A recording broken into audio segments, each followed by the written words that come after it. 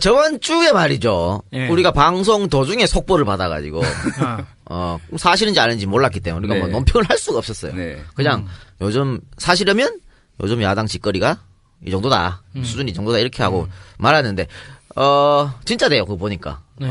박영선. 특검 포기. 네, 비대위원장이 특검 추천권을 포기하는. 그런데 말이죠. 특검 추천권 포기. 네, 이거 참 야당으로서 완전 야성을 잃은 건데, 지금 뭐 김한길 체제가 출범하고 계속 새누리당이 끌려간다 이런 소리 있었지 않습니까? 예. 이번 세월호법 특별법도 역시 끌려갔다. 결국은. 자, 왜? 야당과, 시민단체, 또, 유가족들이 주장했던 것은 세월호 특별법에 특별조사위원회 수사권과 기소권을 달라 했거든요. 예. 그랬잖아. 예. 그런데 야권이 좋다. 그럼 그거 포기하고 대신에 특검 수사권을 달라. 이랬단 말이지. 예. 근데 그것까지 포기했어. 그럼 뭐, 두 개 다 포기한 거야. 그 씨발 협상을 뭐하러 하나? 이미 씨발. 아니 그래서 그런 얘기 나오잖아요. 뭔가 약점이 잡힌 거야? 뭐야? 뭐 이유가 뭐야? 그런 이거 나오지. 그러니까 이번에 뭐 신계륜 의원을 비롯해서 막 몇 명 들어가니 많이 나오잖아. 그렇죠. 서울 그 예술 그 학교, 그 종합학교, 종합학교 관련 직업학교. 그 직업자 빼는 것 때문에 그 로비를 좀 받았다는 얘기가 그렇지. 나왔어요. 아, 그래요? 그 직업자가 빠지면 말이죠. 네. 상당히 또 학교 측으로는 상당히 도움이 되지. 엄청 도움이 되거든. 그래서 그걸 빼려고 이제 로비를 벌였고 그 사람이 옛날에 내 기억나는지 모르는데 MTM 알지? MTM. 네. 예. 전훈 씨하고 공동 대표였어. 아, 그래요? 전훈 씨 돌아가셨나? 돌아가신 걸로 내가 알고 있는데 옛날 하이틴 잡지 보면 맨날 MTM에서 뭐 식구 모집한다 그러고 또 무슨 베스트셀러 극장 또 단막극 드라마 밑에 자막 올라갈 때 찬조 출연 MTM 그거 나왔어요. 야, MTM 양아치는 내가 얘기해 줄게. 예전에 우리 고등학교 때 공룡 선생이라는 드라마가 있었어. 김희선 나왔던 거. 근데 그때도 MTM에서 보조 출연자 모집했거든. 그래서 우리 반에서 애들이 단체로 갔어. 왜? 김희선 보려고. 그래서 우리 돈 2만 얼마씩 내고 보조 출연하고 그다음에 김희선 보고 왔어. 우리가 돈 내고 왔어. 돈 내고 왔어? 원래 옛날부터 MTM 양아치라는 얘기가 많았어. 말하는데 어쨌든 이 양반이 결국은 사고를 쳐가지고 로비를 한 거죠. 로비를 해서 뭐 검찰 수사를 더 지켜봐야겠습니다만 검찰이 이 정도까지 나올 때는 뭔가 잡고 있는 거야. 확실한 물증을 잡고 있기 때문에 이렇게 나오는 거거든. 그러니까 이 어떤 검찰발 사정이 좀 더 커지지 않겠나. 이것 때문에 뭐 합의를 해줬다 이런 얘기도 있는데 그건 뭐 모르지 우리가 어떻게 아나. 그건 모르는 일이고. 설마 그 건 때문에 그랬겠어. 그러니까 어쨌든 간에 게 너무 좀 작은 건 아닌가 그거는? 어쨌든 박영선 원내대표가 비대위원장에 오르고 나서 무슨 이유인지 모르겠지만 이걸 다 넘겨줘 버렸어요. 그러니까 사실 정치적 합의라는 게 원래 진정한 정치인들은 한 개를 얻으면 한 개를 내주고 이렇게 해야 되거든. 그렇죠. 지금 두 개 다 내줘 버렸잖아. 백기통했잖아. 백기통해 버렸는데 유가족들이 주장하는 건 그러지. 이거는 정치인으로서 한 개 주고받고 이럴 문제가 아니다. 진실을 알리는 이건 딜할 문제가 아니다. 네. 그렇게 말씀을 하시는데 어쨌든 현실 정치에서는 또 그게 힘드니까 수사권이나 기소권을 포기하면 그 대신에 받아봐야지 그거를. 그게 정치지. 그게 협상력이고. 그것도 안 했어. 그게 정치력이고. 근데 그것도 못한 거야. 야, 이명박 전 대통령 앞에서 왜 그러셔요 하면서 핏대를 바짝 올리던 박영선 의원인데 참 세월이 하수상한 건지 세월이 무상한 건지 잘 모르겠습니다. 그러니까 이렇게 봐야 됩니다. 우리가 이게 자리가 사람을 만든다고 자리에 올라가면 마인드가 바뀌어요. 그러니까 자기가 이제 그 야권에서 제일 높은 위치에 올라갔다고 생각했잖아. 이제는 보신을 하는 거야. 뭐 그런 것도 있지만 뭔가를 남기고 싶은 거야. 성과를? 그럼. 그리고 이런 것도 있죠. 이거는 뭐 노무현 대통령도 비판받아야 할 점인데 야권의 어떤 진보적인 사람들의 지지를 받고 대통령이 됐잖아. 그렇지. 됐는데 나는 이제 대통령이니까 오른쪽 사람들의 말도 들어야 된다. 뭐 이런 걸로 FTA 추진하고 이라크 파병하고 그랬던 거거든. 그러면 자기의 지지했던 그 세력부터 욕을 먹을 거야. 욕을 먹을 거 당연히 먹지. 근데 거야. 자기는 난 대통령이니까 이런 생각이 있어서 그렇게 하는 거란 말이야. 그러니까 이번에 박영선 위원장도 아마 그런 생각이 있었던 것 같고. 그래서 벌써 꿈을 꿔? 모르지 뭐. 하여튼 그래서 서둘러서 이거를 이렇게 아주 졸속으로 자기 마음대로 이게 처리해 버렸는데 뭐 당연히 비판은 가야 되는 거죠. 이거는 그렇습니다. 사실은 이거 계속 일단은 한 발 양보했잖아. 새정치연합이. 네. 그 기소권 수소권 안 한다고. 네. 양보를 했는데도 새누리당이 계속 저렇게 가면 정치적 부담 새누리당이 지는 거야. 안 그래? 그렇지. 새정치연합 때문에 못하는 게 아니라 새누리당이 때가 앞에서 못하는 거라는 거라. 그러니까. 그런데도 불구하고 이걸 다 넘겨줬다. 야, 지금 신나가지고, 야, 그 어디야. 등에다가 애 하나 업고 이러고 다니잖아, 지금. 에이, 그 양반이 애는 아니지. 애 치고 너무 늙었다. 아, 그래? 그리고 이 선거 결과 가지고 자꾸 얘기하는데요. 선거 결과상, 야권은 대패를 했기 때문에. 뭐 국민들이 세월호 전국을 빨리 뭐 매듭지어라 이런 얘기가 아닌가 이렇게 생각해서 지금 그런 것 같은데 선거 결과가 그렇게 나온 것은 국민들이 세월호 전국을 빨리 매듭지어라는 게 아니고 세월호 전국을 똑바로 처리를 못하니까 야권이 무능해서 그렇게 나온 거야. 자기들이 못했기 때문에 그걸 모르고 선거에 졌으니까 이렇게 한다는 건 아주 바보 같은 전략이었다. 이렇게 볼 수 있겠습니다. 어떻게 시국을 이동용만도 못 읽는지 참. 아유. 날 갖다 쓰라니까. 그래서 뭐 지금 새정치연합 내부에서도 엄청난 반발이 지금 있죠. 네. 엄청난 반발이 있고 아마 이걸로 인해서 내분 싸움은 더 커지지 않겠나 싶고. 재협상 얘기도 나오는 것 같은데. 그럼요. 네. 당연히 나와야죠. 근데 재협상을 하면은 기존에 뭐 협의했던 거 다시 뭐 물르고 안 되겠다 재협상 해야겠다 얘기하는 것도 결국엔 새누리당 아까 이동영이 얘기했지만 새누리당이 원래 부담을 가지고 있던 거를 오히려 자기네들이 그 짐을 다 가져와서 그렇지. 자기네들이 그 보찜을 다지고 물속에 빠지는 거니. 그러니까 아까 말씀드린 대로 이것을 그냥 계속 끌고 갔으면 그 정치적 부담은 박근혜 대통령과 새누리당이 져야 되는데 이제는 새롭게 이제 재협상을 한다 그러면 이 정치적 부담은 새정치연합이 고스란히 지게 돼 있어. 새누리가 아쉬울 게 뭐가 있어? 뭐가 없지. 그리고 새누리는 그런 부담이 있어도 난 그딴 부담 안 질래. 그리고 배째 그럴 것 같아. 왠지. 조중동에서 당연히 이렇게 몰고 갈 거고. 저희 조선일보 마침 또 열심히 그 세월호 전국 이제 시민들도 지쳤다 해가지고 뭐 열심히 올리더구만. 그래서 뭐 야당이 채널조선. 야당이 발목을 잡는다 무슨 민생 법안 이래서 처리가 안 된다. 그러고 있잖아. 대통령도 한마디 하니까 더 하고 있는 거고. 또 이 협상이 왜 잘못되는 걸 우리가 알 수 있냐면요. 협상이 하고 나서 여야가 합의하고 나서 조선일보에서 박영선을 칭찬했습니다. 박영선의 결단. 끝났네. 됐잖아. 그럼 끝났네. 그러면 씨발 이게 잘 된지 안 된지 우리가 알 수가 있지 않아? 그렇지. 끝났네. 그렇기 때문에 이것은 뭐 박영선 의원이 새롭게 한번 생각을 해봐야 될 문제라고 저는 보고 이렇게 지금 여론이 안 좋아지고 지금 뭐 새정치연합 지도부가 삽질하고 있다고 판단되기 때문에 내년 3월로 예정된 전당대회는 빨리 치러야 한다. 저는 그렇게 봅니다. 네. 그래서 근데 앞에 국회 일정도 있고 이러기 때문에 금방 뭐 빨리 9월 10월 달까지는 못 해더라도 예. 최소한 연도를 넘기해서는 안 될 것 같다. 그래서 뭐 한 11월 12월쯤에 조기 전당대회를 해서 새로운 지도 체제를 꾸려야겠죠. 그러면 그 전까지 박영선 비대위원장은 상당히 추운 겨울을 말 수도 있겠네. 이도저도 아닌. 박영선 위원장이 뭐 전투력 있는 의원이다 이런 얘기 많이 들었는데 이번에 그걸 다 깎아 먹어버렸습니다. 그러니까 네. 참 그래서 더 안타깝고. 모진바람 근데 부는 겨울 아직 되겠네. 신락 같은 믿음, 아주 쬐끔의 믿음은 예전에 전투력 때문에. 뭘 믿어 믿기는. 난 개인적인 의견이야. 곧 있으면 우리 100회 특집 하지 않습니까? 네. 8월 31일 날 네. 성남 아트센터에서 지금 우리가 1, 2, 3부로 나누는데 2부가 정치 토크예요. 네. 한국 정치의 미래라는 가제. 네. 제 마음대로 달았습니다. 근데 거기에 이제 초대 손님이 이재명 시장 확정. 문성근 대표 확정. 그리고 이제 한 3분 정도 모시려 해서 네. 여러분들한테 이제 오퍼를 넣었죠. 문재인 의원 오퍼를 넣었는데 네. 대탈락. 그날 무슨 봉화에서 뭐 음악회가 있답니다. 네. 음악회가 있어서 전날 아니에요? 전날 있는데 그 다음날 뭐 부산에서 그게 있대. 성남에 3시까지 못 올라온대. 그래서 안 됐고 박영선 의원 측에 이거 터지기 전에 터지기 전에 연락했습니다. 연락했는데 아마 지금은 그럴 정신이 없지 않나? 바빠서 모르겠는데 하여튼 내부 논의를 해보겠다 그랬거든요. 네, 지금 과연 우리한테 오셔서 뭔 이야기를 들을지. 그래요. 어쨌든 오퍼를 넣었고. 네. 노회찬 의원한테도 아마, 노회찬 의원한테 내가 오늘 오전에 전화를 했는데 안 받으시더라고. 근데 오후에 우리 조합 차원에서 따로 한번 문자가 갈 겁니다. 예. 문자 가고, 노회찬 의원 저번에 한번 거절했었기 때문에, 이번엔 또 거절하면 평생 평생 이제 출연은 없다. 이런 말씀을 드리겠습니다. 어쨌든 뭐, 그렇게 됐으니까, 박영선 의원이 그날 올지 안 올지 아직 모르는 거고, 네. 내가 볼 땐 그 두 분이랑 같이 할 가능성이 높겠다. 그래요? 그래도 뭐, 그렇든. 하여튼 우리가 뭐 그렇지 뭐. 조희연 교육감은 그날 뭐 일정이 있어서 안 된다 그러고, 그래요. 그래서, 어쨌든 그분들하고 또 재밌게 방송을 하도록 합시다. 네. 또, 티켓이 오픈이 확정됐죠? 예, 오늘이 저희 녹음하는 녹음하는 날 13일 수요일 현재 티켓이 5시에, 오픈됐다고. 예, 5시에 어디서 오픈했습니까? 인터파크에서, 총 1100석. 그죠? 그렇죠. 1100석이 오픈됐는데, 원래 제가 말씀드린 것대로, 거기 성남 아트센터가 1800석입니다. 네. 1800석인데, 1100석이죠?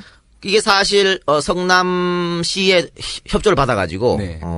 저희가 거의 무료로 네. 거의 무료로 대관했는데 대관문이. 설치 비용 이런 건 우리가 당연히 써야 되는 거고 네. 그 빼고는 거의 무료로 했는데 대신에 성남시에서 우리한테도 뭘 달라. 아, 그렇지. 그냥은 못 죽었다. 그냥 못 죽었다. 성남 시민을 위한 무엇인가가 있어야지 그렇지. 우리가 그 염가를 쓸 수가 있는 거죠. 예. 그 당연히 이건 성남시 건데 성남 시민을 위해서 니들이 뭔가 우리한테 해줘야지. 안 그러면 씨바 돈 내 이래가지고. 그래서 우리가 성남시에다가 나머지 티켓 700장은 무료로 드렸습니다. 네. 예. 이거 돈으로 한 사람은 1,400만 원이야. 이거 우리가 무료가 아닌 거지. 그래, 어쨌든 그렇죠. 예. 700석의 티켓을 무료로 줬기 때문에 성남시에서 아마 60세 이상 노인분들의 무료 입장 혹은 성남시에 소재지가 있는 대학교를 대학교에, 다니는 예. 학생들 학생증을 가지고 오면 공짜. 아마 이런 정책을 그럼 성남시에서 알아서 할 거고 어쨌든 우리는 1,100석 가지고 여러분들하고 성남시 신나게. 분당구 판교로에 있는 한국학중앙연구원 대학원생 여러분 후딱 가서 티켓 예매하시기 바랍니다. 아 그래요? 후배들이야? 됐어 임마. 아니, 왜 프로필을 또 소라고 써가지고 한국학중앙연구 소라고 써가지고 설거지하는 저 이사님. 에? 그래 하여튼 뭐 그렇게 해서 여러분들 많은 참석 바라고요. 5시에 오늘 며칠이요? 오늘 13일이요. 13일 5시에 티켓을 오픈했는데 지금 시간 8시 조금 넘었죠? 네. 벌써 한 100석 이상 팔렸습니다. 야, 그게 벌써니? 벌써지 씨발 누가 알아? 다 오픈했는지. 아무도 몰라. 아무도 모르는데. 아 그런가? 그럼. 그래서 빨리 여러분들이 하세요. 이거 뭐 자리는 선착순이기 때문에 뭐 맨 뒤에서 들어와서 찍으면 돼 이렇게. 맨 뒤에서 안 보인다고 그래서 돈이 싸고 이런 거 없어요. 돈은 다 똑같아요. 미리 가서 표를 예매하시는 분이 일찍 좋은 자리를 얻는다. 이 방송을 들으시는 EJ 팬들 여러분 바로 지금 인터넷을 키시고 인터파크를 여신 후에 거기서 EJ를 검색하시면 EJ 100회 콘서트가 나옵니다. 간만에 로그인 하시는 분들 참 많겠다. 그래요. 그렇고 또 시사 얘기 뭐 있습니까? 아니 요새 네. 명량이라는 영화가 떴잖아요. 요새 많이 모여서 뭐 허지웅이랑 진중권이랑 뭐 온라인상으로 머리끄댕이를 붙들고 싸우는 그 양반들은 안 지겨워? 나 진짜. 아니 나는 근데 뭐 그럴 수 있지 뭐. 뭐 역사적인 고증이니 뭐니 뭐 할 얘기는 많지만 그게 우리 방송에서 할 얘기도 아니고 왜 명량 참 저는 봤는데 재밌게 봤고 감동적으로 봤고 봤어요? 예 그리고 저도 봤어요. 고증, 그래? 고증 부분에서 좀 손발이 오그라드는 그런 부분도 있긴 했지만 명량을 좀 과도하게 띄우는 게 아닌가? 라는 생각도 좀 들더라고요. 하기야 뭐 대통령부터 뭐 관람했으니까. 나는 그 영화를 보면서 와 박근혜 대통령이 무슨 마음으로 이걸 볼 수 있었을까? 그 양반의 멘탈에 박수를 보냅니다. 아이 그거야 뭐 원래 그 박정희 대통령이 가장 존경한 사람이 이순신 아니야. 아 그래요? 한국엔 이순신, 외국엔 나폴레옹 그렇기 때문에. 그래서 사실은 이순신 장군이 박정희 정권 들어서 이렇게 크게 이게 뜨게 된 거거든. 지금 같은 성역화 작업이 일어났단 말이야. 예. 그래 박정희, 이순신 동급 같은 군인 뭐 이렇게 해서 뭐 그렇게 된 거예요. 뭐 사실은 그런데 네. 그런 거니까 당연히 뭐 박근혜 아니지 그 영화가 나오는 게 그 중간에 보면요. 왕은 튀잖아. 선조는 발라요. 선조는 바르고 아무것도 모른 척을 해. 그리고 힘없는 백성들과 군인들만 서로서로 도와가지고 서로서로 이끌어내요. 지금이랑 그렇죠. 뭐가 달라? 아니 근데 나는 그것보다도 참 보면서 안타까운 게 영화를 보면은 충파해가지고 배들을 깨면서 배들을 부시는 장면이 나오는데 현실에서 가라앉은 배 생각은 안 났을까? 그 영화 보면서? 박근혜 대통령 그런 생각 안 했을걸? 아 그리고 그 명량이랑 영화에 대한 같이 평가 절하를 하는 게 아니라 잘 만든 영화고 전 재밌게 본 영화인데 너무 집중을 시킨다는 것은 그 왜 있잖아요. 또 요새 또 이지아 씨 또 어디 방송 나와대 뭐 그런 약간 여론을 또 다른 쪽으로 돌리기 위한 그런 수단은 아닐까. 여러 여론사나 뭐 신문사 방송국에서 획책이라고 해야 되나? 이슈 전환. 예. 그런 게 아닌가 싶기도 해요. 아이 그래 뭐 영화 한 편 가지고 뭐 재밌게 본 사람은 재밌게 보고 재밌게 보는 사람은 재밌게 보면 되는 거지. 아, 저는 재밌게 씨발 봤습니다. 뭐 저도 싸울 필요도 없어요. 네. 다만 문제는 CJ에서 과도한 밀어주기 했다는 게 아니 우리 뭐 텔레비 같으면 채널 선택권을 박탈하는 거고 네. 영화 같으면 영화 선택권을 박탈하는 거야 대기업에서. 그렇죠. 그런 걸 비판해야지 뭐 영화 가지고 뭐 돈이 2000년 나쁘니 초반에 말로 그래. 명동이나 종로에 나가면은 온통 다 봉추 찜다밖에 없는 딱 이 상황이에요 그냥. 전부 찜닭이야 지금. 아, 이 와중에 또 이런 이슈몰에 희생이 되는 것으로 예상이 되는 변모 씨가 또 생각이 나네. 야, 허지웅과 진중권의 싸움인데, 야, 변모 씨가 없으니까 약간 허전해. 그러니까. 그래요. 뭐, 하여튼. 이거 자를지 안 자를지 고민해라. 별로 언급하고 싶지 않잖아. 하여튼 뭐, 방금 언급된 세 분은, EJ 팀이 별로 다 안 좋아하는 사람이니까. 전 개인적으로 진중권 씨는 좋아해요. 그래요? 네, 하여튼, 네. 알아서 하시기 바랍니다. 그래요. 싸우든 말든. 그래요. 자, 그럼 그렇고, 자, 그러면 본격적인 방송 들어가도록 하십시다. 오늘 방송은, 장준하 특집입니다. 또 킬링 아이템 하나 꺼냈네. 아니, 뭐, 어차피 언젠가 해야 되는데, 장준하 선생이 뭐, 기일이 아마 다가올걸? 기일도 다가오고, 그리고 좀 있으면은 또, 8.15 광복 아닙니까? 네. 그리고 2014년, 이제 2015년 좀 있으면 또 몇 주년 또 다가오고. 그래요. 예. 그런 것도 있고, 오늘 뭐, 제가 이 아이템을 고른 거는, 역시, 임정 내부의 암투. 네. 분열! 개파 싸움. 그렇죠. 그게 광복 후에도 이어졌거든? 네. 그것을 한번 얘기하자. 님이 똑같다! 제가 저번 주에 얘기했죠. 우리는 씨발 안 될 거야. 야, 그 말에 충격받은 사람들도 있더라. 우리는 씨발 80년, 100년 동안 계속 그렇게 왔어. 우리는 안 될 거야. 뭐 네. 이런 의미에서. 근데, 일각의 팬들의 정보에 의하면은, 이동형이 요 며칠 동안 장준하와 암살 관련된 방송들을 많이 한 게, 지금 원고를 또 돌려막는 거 아니냐? 뭐 그런 아니지. 얘기도 있던데? 그건 아니, 밑밥을 그건 깐 아니고. 거지. 그건 아니고요. 그쪽 뭐 보시면 알겠지만 전혀 새로운 겁니다. 저 새롭게 썼기 때문에 돌려막는 건 아니다. 이런 말씀을 드리고 그래요. 자 그러면 잠시 전하는 말 듣고 본격적 방송 시작해 봅시다. 저번 주에 우리가 광고 한 개 나갔지 않습니까? 네. 세컨드 이층집. 컴퓨터닷컴인가 뭐 2층집 컴퓨터 있잖아. 네. 반응이 좀 있었대요? 그분이 전혀 반응이 없대. 웬일이래? 조회만 존나게 많고 조회수만 조회만. 존나게 조회만 하고 그냥 가시나 봐. 근데 아. 그분이 저한테 연락을 와서 우리 콘서트 예. 8월 31일 콘서트 때 컴퓨터 한 대를 개정하고 싶다. 진짜? 진짜? 그래요. 그래서 뭐 추첨해갖고 우리 나눠드리면 되는 거니까. 예, 예. 하고 싶다고 그래갖고 제가 예. 그럴 필요도 없는데 아직 한 대도 못 팔아놓고 그럴 필요 없는데 이랬거든. 그러고 싶다고. 그래서 내가 혹시나 싶어서 들어가 봤어. 네. 사이트에. 네. 사이트에 들어가 봤는데 2층집 컴퓨터. 네. 이 양반 왜 장사가 안 되는지 알겠더만. 왜? 왜요? 앞에 대문에다가 진짜 대문짝하게 좌파 컴퓨터 이렇게 적어놨더라고. 에이. 뭐 하는 짓이요? 그러니 사업이 망하지. 좌파 컴퓨터가 뭐야? 그러면 사람들이 아유, 좋은 뜻을 갖고 왔다가도 움찔한다고. 그 움찔하다가 클릭을 못 하는 거야, 이제. 좌파들만 사는 컴퓨터 아이가? 에이, 아니, 양반 지금. 이제는 우파들도 들어요. 그럼. 그러니까. 이 뭐 하는 짓이야. 이제 우파가 듣는다는 말에 한마디 드리면, 우리가 맨날 욕하는 거 어디지? 99, 1배. 1배에서 말이죠. 어떤 놈이, 이제를 듣는데, 네. 운전하고 가면서 듣는데, 예. 정체성에 혼란이 오기 시작했답니다. 운전 조심해, 임마! 듣다 보니까, 씨발, 내가 왜 이러지? 이렇게. 지금도 이 방송을 듣고 있으려 보는데, 너, 방금 내가 1배 듣는 놈이라 그랬는데, 분으로 바꿔드릴 수 있으니까, 빨리 빨리 거기서 탈출하기 기준에. 바란다. 이런. 갈아타는 충고를. 거는, 갈아타는 거에 그렇게 부담 갖지 마세요. 졸라 쉬워, 갈아타는. 나 영삼형에서 DJ로 바로 갈아탔잖아. 갈아타기 쉬워, 그래, 갈아타면 돼. 그러니까, 우리 주변에서도, 콘서트 한다 그런 얘기 하면은, 내가 왜 가니? 아니면은, 예전에 변호인 영화 나왔을 때도, 난 그런 영화 안 본다. 라고 얘기했던 게, 나이 들수록 자기가 여태까지 알고 믿어왔던 세계가 무너지는 게, 견고한데. 예. 그게 무너지는 순간 지금까지 살아온 모든 것들이 무너진다고 느낄 수도 있거든요. 그렇게 생각해서 그 끈을 끝까지 부여잡고 있는 거야. 예. 그렇지.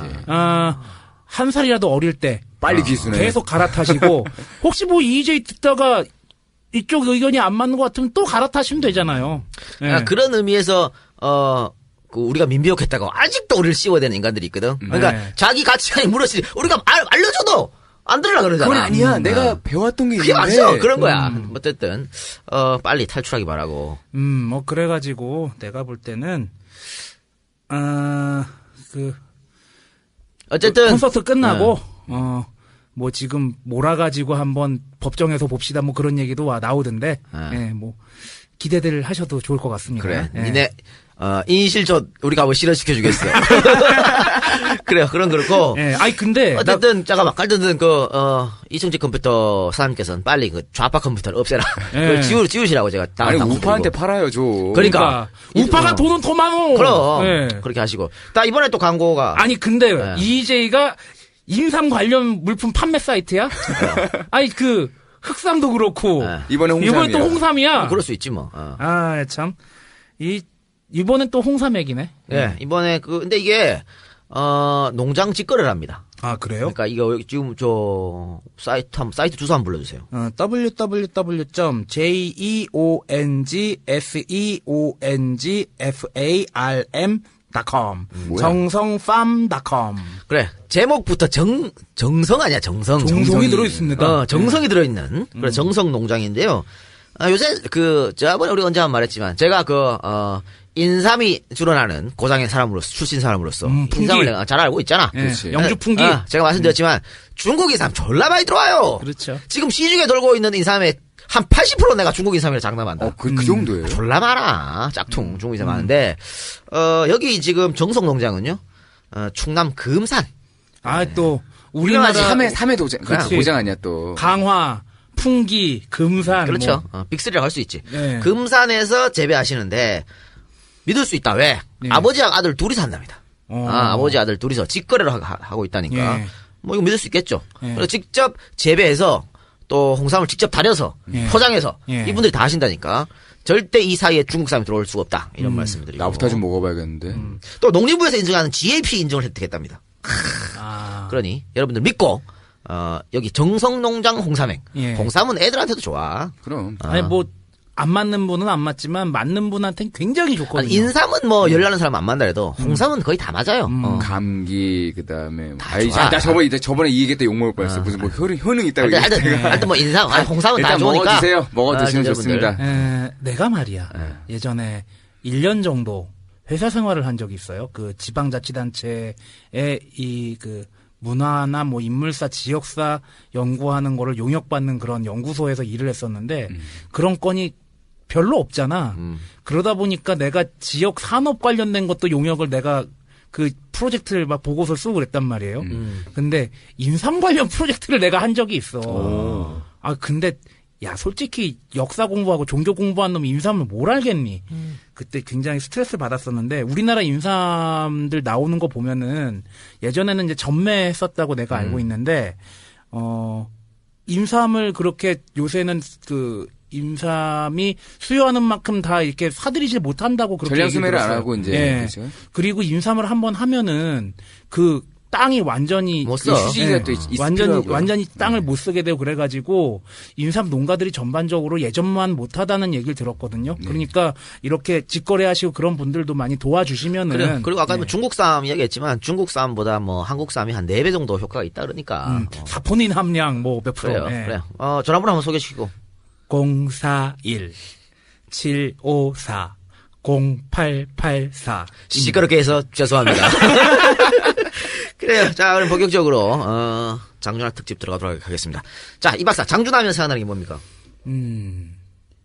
김구 선생의 안경에 그리고 김재규와 유사한 머릿결을 가진 그러니까 우리나라의 해방과 광복을 위해 싸우시고 우리나라의 민주화를 위해 노력하셨던 거기에다가 용맹스러운 군인 그리고 그레이트 이스케이프라고 그러나 대탈주의 주인공 거의 완전체에 가깝다고 볼 수 있지 않을까? 그건 전 그런 생각이 들어요. 제가 단어가 딱 2개가 떠오르네요. 돌베개 그리고 사상계. 돌베개 출판사 말하는 겁니까? 네, 그래요. 돌베개는 장준하 선생이 하도록 간직했던 거고 자기가 쓴 책 이름이기도 하고 말이죠. 그래요. 언론인 출신이라고 말할 수도 있겠고 잡지 발행했던 사람이니까. 그리고 또 우리 이지를 쭉 하면서 이렇게 겹치는 부분들이 있잖아요. 많죠. 거기 나왔던 것 중에 하나가 전에 우리 문 목사 특집할 때 나왔던 것처럼 문익환 목사의 친구. 아니 근데 우리 장준하 선생 이야기 몇 번 했어. 방송에서 그렇죠. 몇 번 했는데 본격적으로 다루는 것은 이번이 처음인 것 같습니다. 이렇게 인물적으로 다루는 건 처음이죠. 네. 자, 그럼 본격적으로 방송 들어가 보도록 하겠습니다. 자, 1918년 8월 27일 평북 의주군 고성면 연화동에서 장로교 목사 장석인 김경문의 5남 1녀 중 둘째 아들로 태어났다. 자, 장로교 목사죠? 기독교 집안이다. 이런 말씀을 드리겠습니다. 장준하, 문익환, 윤동주, 이런 다 친구들 공통점은 기독교. 라고 할 수 있겠네요. 지금의 대형 기독교와는 상당히 다른 모습이죠. 다르지. 대형 기독교라고 말하면 안 되고, 대형 교회. 그쵸? 그렇지. 대형 교회. 그래. 정정하게 개새끼 얻어먹어. 너 문목사 하는 것도 불안해 죽겠다, 그래. 야. 자, 근데 말이죠. 첫째 아들이 일찍 죽어요. 그래서 사실상 장남 역할을 했다라고 할 수 있겠고. 그런데 방금 이제 제가 이렇게, 기독교 집안이라 그랬는데, 문목사 집안도 그렇고, 전부 다 이북 출신 아닙니까? 네. 이북 출신, 그러니까 휴전선, 38선을 기점으로, 네. 북쪽에 있는 지역에서 이 기독교가 거의 창걸, 유행, 그죠? 전파, 예. 이렇게 됐다고 봐야 되는데. 자, 종교학 박사, 이 박사, 왜 그랬습니까? 이유가 있습니까? 기독교 붐이 이북에서 일었던 이유? 이 작가 말한 대로, 우리나라 근대사 보면은, 개신교가 지금의 북한 지방, 특히 평안도 지방에 굉장히 많이 확대가 됐어요. 그 실예를 보면은, 한일이 강제병합이 됐던 그 시기를 전후해서 평안북도 정주라는 지방의 경우에 신도가 2만 명 있었대. 호호. 당시 인구 비례 치고는 굉장히 많았죠. 그렇죠. 또 개신교가 처음 전도되기 시작해서 10년 동안 평양에만 교회 135개, 교인이 15,222명, 헌금액이 8,800달러에 이르렀다고 합니다. 근데 그 이유에 대해서 신학계에서도 많이 분석을 했는데 일단 신학에서 주장하는 얘기들을 몇 개 보면은 그 원인으로 청일전쟁과 러일전쟁의 피해가 요 평안도, 황해도 이쪽 지역에 집중이 돼 있었기 때문이다라고 얘기를 해요. 아무래도 지리적 특성상 그럴 수밖에 없었겠지. 그 지방이 폐허가 되고 전염병까지 창궐하니까. 살던 사람들이. 예. 의지할 때가 필요했고. 그렇죠. 의지할 때도 필요했고, 거기다가 개신교 선교 정책 자체가 직접 선교가 아니고 병원이나 학교를 세우잖아요. 그러면서 친근한 가장 긴박하게 필요했던 거를 제공해주고, 그러면서 암울했던 시기 예수 믿으면 천국 간다고 얘기하니까 굉장히 빠르게 확산될 수 있었다고 그 이유를 대는 얘기들이 있습니다. 또 그쪽 지방, 서북 지방이라고 그러죠. 서북 지방 사람들이 가졌던 상대적인 박탈감 때문이라는 얘기도 있습니다. 조선시대 때 일정 부분 차별을 받았죠. 특히나 이제 젊은 사람들이 관직에 진출하기가 힘들었다고 그래요. 그래가지고 홍경래의 난도 그렇게 일어난 거 아닙니까? 그리고 함경도 지방 같은 경우에는 일단 척박하잖아. 어디 목사기 힘들고. 유배 보내면 북청으로 보내고 저기 막 그렇게 보내잖아요. 거의 국경 수비나 유배를 위한 지역이었잖아요. 그래서 이쪽 지방에 상대적으로 차별을 받고, 그러다 보니까 상대적으로 유교가 많이 뻗어나가지 못했고, 왜냐하면 관직에 진출하는 사람이 다시 와가지고 거기에 유교를 좀 심어줘야 되는데 그러질 못하니까. 그러다 보니까 유교가 빈자리로 개신교가 빨리 침투할 수 있었다. 그리고 상대적인 박탈감 때문에 서러움을 받던 새로운 사람들이 새로운 사상들을 받아들일 필요가 있었다라고 얘기하기도 하는데, 그러면은 확산 속도가 빠르긴 하지만 내가 한칼했던 제네랄 셔머너 사건을 비롯해서 그리고 이제 개신교 선교사들을 배척하는 일들이 평양에서도 일어났습니다. 네. 그런 걸 보면은 약간 이것만 가지고 설명할 수 없다는 생각도 들어요. 제가 볼 때는 이제 또 결정적인 이유 중에 하나가, 개신교가 처음에 전래됐을 때 우리나라를 나눕니다. 여기는 뭐가 맞고 여기는 뭐가 맞고 여기는 뭐가 맞고 그랬는데, 평안도하고 황해도 지방을 미국 북감리회가 담당을 합니다. 봐봐. 미국 개신교가 굉장히 많이 확산됐던 지역이고, 그리고 그때 당시에 강국 중에 하나였잖아요. 그리고 감리교, 장로교 개신교 여러 교파 중에서 굉장히 큰 교파 중 하나잖아요. 두 가지가 합쳐지니까 그 지역에서 굉장히 빠르게 선교가 이루어질 수 있지 않았나. 그런 생각이 듭니다. 그러면 하나는 환경적인 이유가 존재를 했었고, 역사적 환경적 이유, 시대적인 환경적 이유가 존재했었고, 또 하나는 들어온 교 자체가 선교 정책에 영향을 받은 것도 있다. 그것도 충분히 영향이 있었다.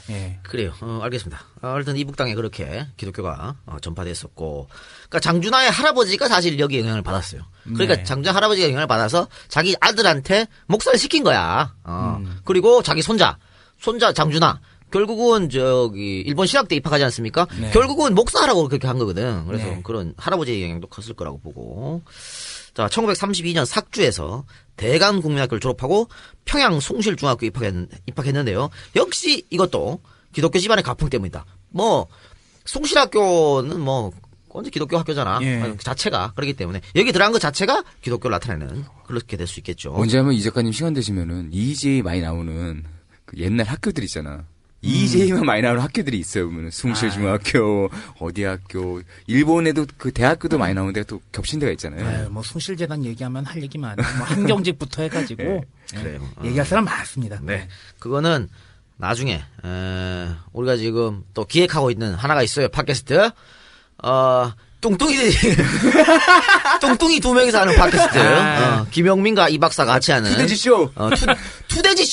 투돼지쇼를 기획하고 있는데 종교 얘기를 많이 할 겁니다. 특히 기독교 개신교 얘기를. 거기서 하면 딱 맞겠다. 거기서 하시기 바랍니다. 왜들 부추겨 인간들아. 거기서 두 사람이 하시기 바라고. 뭐 의리 없이 살 뺐다고 또 뭐라고 너 한 소리 듣는다야. 9월이나 뭐 아마 10월 달에 런칭할 것 같은데 많이 기대해 주시기 바랍니다. 이제 그만 망하고 싶다. 네. 자, 참 그런 의미에서 뭐 새롭게 방송 하나 런칭했다며.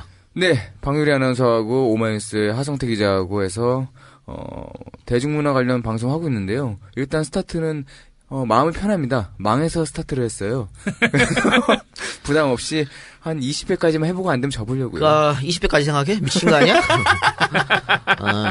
마지노선 10회입니다. 10회까지 네. 해보고. 어쨌든 뭐 저희가 방송하는 목적이 뭐 정치뿐만 아니고 다양하게 하려고 이제 안가를 만들기 때문에 복합 문화 공간 아니야. 그렇죠. 대중문화예술도 충분히 할만하다 이렇게 얘기하고. 근데 방송을 해보니까 그 하성태 기자니까 기자다운 얘기를 많이 했잖아요. 네. 근데 리플은 전부 다 박누리 얘기예요. 그래, 박누리 보러 전설의 바밤바 뭐 나오더라. 많이 오시기 바랍니다. 안가로. 저 결정되나요? 항상 녹음 시간? 네, 일단 좀 메뚜기를 좀 하다가요. 아마 다음 주 토요일 날 저녁 7시에는 저희가 안가에서 토요일 날 저녁 7시에 약간 오픈된 형태로 진행을 할 예정입니다. 예, 박누리 보고 싶으신 많은 분들 오시기 바랍니다. 자, 1년 뒤 신성중학으로 옮기는데 왜 그랬냐? 당시 신성중학교에서는 아버지가 교목으로 있었기 때문이다. 교목이 뭐야? 학교 목사님. 그래요.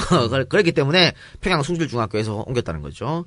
근데 아버지가 말이죠. 이 신성중학교에서 쫓겨납니다. 아빠 때문에 글로 갔는데. 예, 왜? 신사참배를 거부했기 때문이다. 역시 그 장준하 선생이 가지고 있던 어떤 독립에 대한 사상. 그렇죠? 이런 것들은 아버지한테 물려받지 않았을까? 집안 내력이다. 신사참배를 거부했으니까 그렇게 보여지네요. 자, 장준하도 이 학교 재학 중에 첫 유치장 신세를 지는데 학생 동맹 시위를 주도했기 때문입니다. 일제는 1937년 6월부터 민족 계몽운동을 벌이던 수양 동호회 회원들을 검거했는데요. 이때 신성중학교의 교장도 이 사건 때문에 학생들이 보는 앞에서 일경에 체포되었습니다. 아니, 교장 선생님이 체포된 거예요? 그렇습니다. 이에 청년 장준하는 학생들을 선동해서 일경에 항의하고 일본 교과서를 모조리 찢어버리고 교문을 빡차고 나가 교장쌤을 석방하라! 이런 구호를 거리에서 외쳤습니다. 이런 연유로 장준하는 일경과의 첫 싸움을 했던 것입니다. 그리고 당시 시위에 같이 참여했던 사람이 1년 후배였던 개훈재 야권 아주 유명한 인사죠. 개훈재. 우리 희호 누나의 첫사랑. 개훈재 선생 되겠습니다. 중학교 때 생각난다. 왜? 아니, 중학교 때 기술 선생님이 한번 바뀌었는데 1학년 때 자기는 중학교 때 고등학교 때 공부를 못해서 공부 잘하는 애들이 너무 싫다는 거예요. 그러더니 앞으로 숙제를 10명이 안 해오면 1등부터 10등이 맞고 1명 안 해오면 1등이 맞고 그 애가 맞아야 된다는 거야. 낭만적인 표정으로 맞는 얘기라고 그래. 아니 근데 내가 반에서 1등이잖아. 맨날 맞지. 그러니까 승질이 나가지고 이걸 저 사람은 도대체 기술을 가르치는 거야, 사람을 패는 거야, 자신의 이전의 역사에 대해서 분풀이라는 거야. 그래가지고 한번 교과서 찢었다는 얘기 들으니까 그때 제가 웬만해서 책을 안 던지는데 책을 정말 집어 던졌어요. 기술책을 집어 던지고 있어? 네. 와, 맨날 맞다가. 야, 기술 선생 그냥 널 때리고 싶어가지고 그 룰을 정한 거 아닐까? 몰라. 아니, 근데 야, 그게 말이 되니? 그래, 뭐 우리 학교 다닐 때 말도 안 되는 일이 많이 있었습니다. 그러니까 참 함량 미달 교사들이 많았어. 지금은 모르겠는데 뭐 참 많았던 것 같아요. 니님이 씨발 나도 저그망 갖고 왔다고 졸라 두드려 맞았는데. 그러니까. 아니 저그망 갖고 온 게 씨발 사람 두드려 팰 일이 이유야 그게? 마대자로 끊어갖고 20대를 때렸어요. 저그만, 이 씨발 돈 없어서 갖고 왔다, 왜? 복도 끝에서 야, 그건 말이 안 된다, 이거 짜증나더라. 예전에는 진짜 그렇게 무식하게 때린 선생님도 있었어요. 그래, 뭐 시계 풀고, 왜 때리는데 시계를 풀어? 씨발. 그니까 뭐 빗자루 같은 거 있잖아. 부러질 때 끝나는 거야. 말도 안 되는 일이 있었는데, 그래요, 뭐. 어쨌든 폭력은 안 됩니다. 그러니까, 폭력 안 되는 거고. 자, 우리 얘기로 돌아가서 신성중학교를 졸업한 장준하는 아버지의 전철을 밟아 숭실전문학교를 들어간 뒤 평양신학교를 거쳐 목사가 될 계획이었습니다. 아버지가 요 코스를 밟았거든. 그러니까 자기도 요 코스를 밟아서 꿈이 목사니까 그렇죠. 목사가 돼야겠다. 이런 뜻이었는데 아버지 희망도 그랬었고 그러나 당시 시대가 그를 평범한 목사로 살게 하지 않게 했으니 숭실전문학교가 신사참배 거부운동으로 폐쇄당하고 맙니다. 시대가 영웅을 만드는구나 결국에. 그래요. 이게 진짜 기독교의 본 모습이죠. 기독교하고 신사참배는 같이 갈 수가 없는 거예요. 아 그럼 저기 우상을 섬기는 건데. 그렇죠. 네. 그런데 우리 당시 일부 개신교 신자들, 일부 개신교 교회에서 신사참배 운동을 하라고 권장했다는 거야. 예. 그러니 C8 말이 되냐고 그게. 그게 그대로 이어진 거죠 밑으로. 그 대형 교회가 이어져가지고 참 지금의 대형 교회가 됐고 목사들이 나와가지고 지금 이상한 소리하고 다니는 거 아니야? 자, 이렇게 되니까 장준하의 장래계획, 미래희망에 차질이 생기게 되었죠. 이에 장준하는 일본 유학길에 오릅니다. 1941년 일본으로 건너간 장준하는 도요대학이라고 하는데 동양대학 철학과 예과를 거쳐서 1941년 일본 신학교에 입학했습니다. 그 1년 이후에 이제 신학교 입학한 것은 제가 봤을 때는 일본어가 부족해서 그런지 않았을까 싶어요. 왜냐면 그 평양에서 학교 다닐 때도 일본어를 못했어 장준하가. 다른 과목은 다 뭐 괜찮았는데 예. 일본어만 못했어요. 아. 그러니까 일본어 수업가 이 일본 신학교는 일본어로 수업이 이루어지잖아. 일본어를 모르면 수업 받을 수가 없지. 그럼 이렇게 가서 쉬면은 그 요즘 뭐 우리 학생들 가는 거 랭귀지 스쿨 이런 거 다니는 거야? 아니면 그냥 앉아서 배우는 거야 그냥? 뭐 철학과 예과를 갔다니까 뭐 그렇게 하면서 일본어 공부도 하고 뭐 그렇게 그랬겠죠. 했겠죠. 예. 그러니까 본 대학교 전에 예비학교 뭐 이런 의미였으니까 그렇게 했다고 보고. 어쨌든 이 일본 신학교 입학했는데 이 일본 신학교에서 공부하고 있던 인물들이 어마어마한 인물들이 당시에 공부를 하고 있었습니다. 네. 전택부, 문익환, 문동환, 김관석, 이런 사람들 뭐 나중에 뭐 목사로도 그러니까 교인으로서도 굉장히 목회자 활동으로 활약을 많이 했습니다만 네. 또 민주화 운동에 엄청 열성적으로 했던 분이 바로 그렇죠. 이 양반들입니다. 예. 문동환 씨는 문익환의 동생이고 그러나 장준하는 학업을 다 마치지 못하고 1943년 귀국을 하는데요. 이유는 일제 학병 강요 뭐 그것 때문에 의한 것이기도 했지만은 또 하나 이유는 사랑하는 여자를 보호하기 위한 목적이 있었습니다. 와 낭만적입니다. 낭만적이죠. 그 시대 사람들이 이렇게 낭만적이었어. 대일본 제국의 대학생으로서 황군이 되어 충성을 바쳐야 되지 않겠나? 조선으로 돌아가게 뭐 그랬겠지. 예. 최남선 이런 인간들이 그런 얘기를 했죠. 춘원 이런 양반들이 와서 그런 얘기 하고 그랬어요. 어쨌든 그가 사랑한 여자는 김희숙이라는 사람이었는데 결국은 나중에 결혼하게 되죠. 이 김희숙은 장준하가 일본 유학하기 전에 신안소학교에서 교사로 잠깐 있었거든요. 그때 하숙을 했거든. 그 하숙집의 딸이었습니다. 담배 가게 아가씨여서 하숙집 딸 나그네게 하숙집 딸과의 인연이 참 원래 소설 속에도 많이 상대잖아. 예. 사랑방송인가 뭐냐? 그렇지. 그래요. 근데 이 김희숙의 부친은요, 김덕준이라고 하는 사람인데, 독립운동을 위해 중국으로 망명을 한 사람이야. 그러니까 이 김희숙 집안이 어떻게 되겠어? 일경의 요시찰 감시 대상이 되었겠죠. 예. 그래서 일제는 전쟁이 막바지로 다다르자, 김희숙에게, 야, 정신대로 가. 이렇게 요구를 한 겁니다. 위안부. 위안부로 가라고 구다사이 했는 거야. 아니 구다사이가 아니겠지. 그 정도가 아니겠지. 명령형. 그렇지. 그래. 싫어 되겠네요. 그러면. 그래. 어쨌든. 자, 이런 사실을 김희숙의 편지로 알게 된 장준하는 김희숙을 보호하기 위해서 입국을 서두릅니다. 준하 오빠, 나 이제 어디론가 끌려가게 생겼어요. 그렇지. 그러니까 장준하가 기다려. C8. 내가 갈게. 그럼 내가 내 여자를 보호해야겠다. 내 호족에 들어와라. 그렇지. 이건 뭐냐면요. 그래도 일제 이 개방난이 같은 인간들이 유부녀는 안 건드렸어? 결혼한 여자는 안 보낸 거야. 위안부로. 그러니까 내가 그러면 씨발 가서 결혼해야겠다. 이런 생각으로 장 선생이 현해탄을 넘어온 겁니다. 학교 목사 다 필요 없어. 다 네 필요 집이. 없어. 이런 거 아니야? 역시. 그래서 예전에 천사들의 합창에 라우라라고 뚱뚱한 여자애 알아요? 알아. 걔가 맨날 했던 얘기가 생각난다.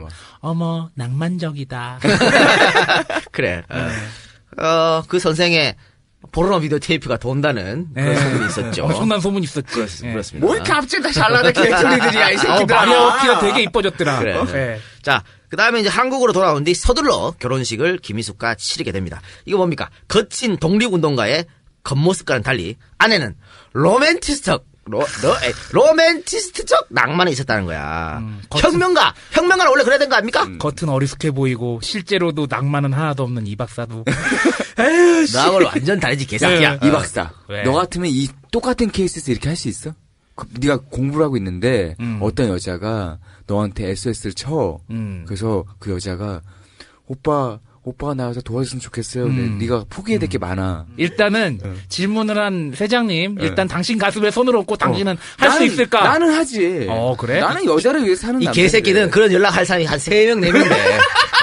그게 문제야. 야, 이 개새끼야! 그러면서 이제 한량으로 계속 이제 등골 뽑아먹고 살지도 모르지. 그러니까 뭐 독립운동은 없고 그냥 여자가 주는 돈으로 씨발 살아가는 거지.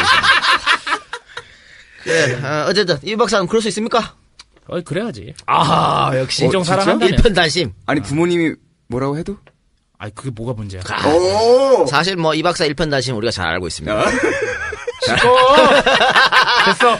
잘 알고 있다 이런 말씀을 드리고. 그러니까 어쨌든 뭐 혁명가의 모습입니다. 이게 진짜 진정한 혁명가야. 대표적인 그 세계적 혁명가 체게바라가 그런 말 했지 않습니까? 젊은이들이여 우리 모두 리얼리스트가 되자. 그러나 가슴속에 불가능한 꿈을 가지자.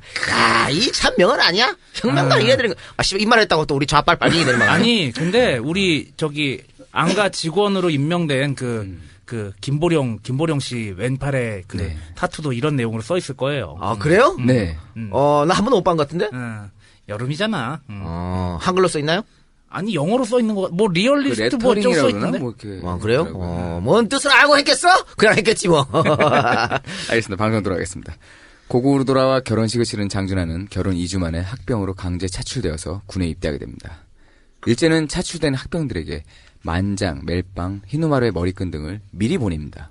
하지만 장준하는 이것을 받고 집안 아궁이에 쑤셔넣고 불태워버립니다. 흰우마루의 머리끈이 뭐야? 있잖아. 이거 머리 질끈 동여면서 가운데 저기 1번 그래. 이지방 써 있고 막 그래, 그런 거? 그런 거야. 이병 당시에 그의 의지가 어땠는지를 잘 보여주는 근데 대목입니다. 그거를 아궁이에 쑤셔놓고 불태웠다는 얘기지. 그러니까 뭐 이것 때문에 어쩔 수 없이 귀국을 했지만 전혀 일제에 충성을 할 생각이 없었던 거야. 평양 제42부대 배치된 장준하에게 떨어진 일은 말똥 치우고 말 발굽 닦아내는 일이었습니다. 평북의 겨울, 그 추운 날씨에 지속적으로 야외에서 말 관리 일을 맡은 장준하는 그 추위를 견디지 못하고 오른손 엄지에 결국에 동상에 걸리고 맙니다. 지금으로 얘기하면은 운전병이라고 해도 정비병? 뭐 그럴 수도 있고. 그때 당시에 말이 자동차도 있었는데 뭐. 말이 중요한 거였습니다. 난 근데 생각이 나는 게 포를 만지다 보니까 포 만지고 거기다가 이제 전투화끈 막 묶고 맨날 그러다 보니까 손끝이 다 갈라지더라고. 그래서 너는 모르지. 저는 모르죠. 그래서 첫 휴가 나와서 이제 여자 동기랑 오랜만이다 악수를 하는데 갑자기 펑펑 우는 거야. 네 손을 보고. 우리 어머니도 되게 펑펑 우셨던 그런 기억이 나네요. 그래요. 저는 뭐 말씀드리지만 영상 2도에서 혹한기라는 사람이기 때문에 그런 걸 전혀 느끼지. 동상 그런 게 어디 있어? 전혀 모릅니다. 동상에 걸렸던 얘기부터 이어가도록 하겠습니다. 전쟁 말기였습니다. 물자 부족에 시달리던 일제에 마취제 따위가 있을 리 없었습니다. 일본군 의무관은 마취 없이 장준하의 엄지손가락을 째고 고름을 짜내기 위해서 짠 자리를 칼로 헤집었습니다. 그러나 나오라는 고름은 나오지 않고 연거푸, 피만 콸콸 쏟아지니까 당황한 일본군 장교는 장준하의 엄지에 5번이나 메스를 대었고 그 죽을 것 같은 고통 속에서도 장준하는 단 한 번의 비명도 지르지 않았습니다. 뭐야, 관우요? 그러네. 근데 저는 귀에 동상이 걸렸었거든요. 이거 되게 힘들어요, 진짜. 그래? 귀가 새카매지면서 딱지가 따다다닥 앉더니 가렵고 막 그래서 긁으니까 진물 계속 나오고. 그러니까 그 고름을 짜내려고 메스를 들이댄 거. 이 겨울에 제 검지손가락 보면 약간 살이 없거든요. 이 꼬맸다가 안 아물어서 이 똑같은 걸 했어요. 꾹 짜면 이 스트립밥이 튀어져 나갑니다, 고름에. 이거 아까 얘기했죠? 절대 비명을 지르지 않았다고. 이거 사실 유치한 거예요. 왜냐면 참을 이유가 없거든. 아픈 건 아픈 건데. 아프면 아프다 그러면 되지. 어린애들 서로 볼거지. 누가 먼저 아프다고 하나 한번 내기해보자. 막 그런 거. 되게 유치한 거죠. 그러니까 비명도 안 지르고 그렇게 참은 거야. 장준하는 이거를 일본군과의 자존심 대결을 본 겁니다. 내가 아프다 그러면 일본군한테 지는 거야, 씨발. 자, 7과 끝나고 일본군 장교는 장준하에게 이렇게 이야기합니다. 내 외과 의사 생활 10여 년에 너같이 지독한 놈은 처음 본다. 장하긴 장하다. 사실 이거 속으로 이걸 거야. 징하긴 징하다. 그렇지. 독종이구나. 라는 말을 건넸습니다. 이 말을 듣고 장준하는 마음속으로 너 같은 일본 놈에게 아프다는 소리는 참아하기 싫어서 참았다. 라고 대놓았다고 합니다. 26살 청년의 기백을 느끼게 해주는 일화입니다. 나 같았으면은 막 피 콸콸 나 그러면 야 이 개새끼야 고루 맞자고 왜 피가 나와 이 개새끼야. 야, 이 개새끼야. 장교한테 어떻게 야 그거 얼마나 동상 진짜 아픈데. 아무리 아파도 장교한테. 아픈데 장교고 지랄이고 어딨어. 미친놈이구만 이거. 봉화지겸은 가능할 거야. 그치, 봉화지겸은 가능할 거야. 너 그러니까 두드려 맞는겨. 아유, 씨.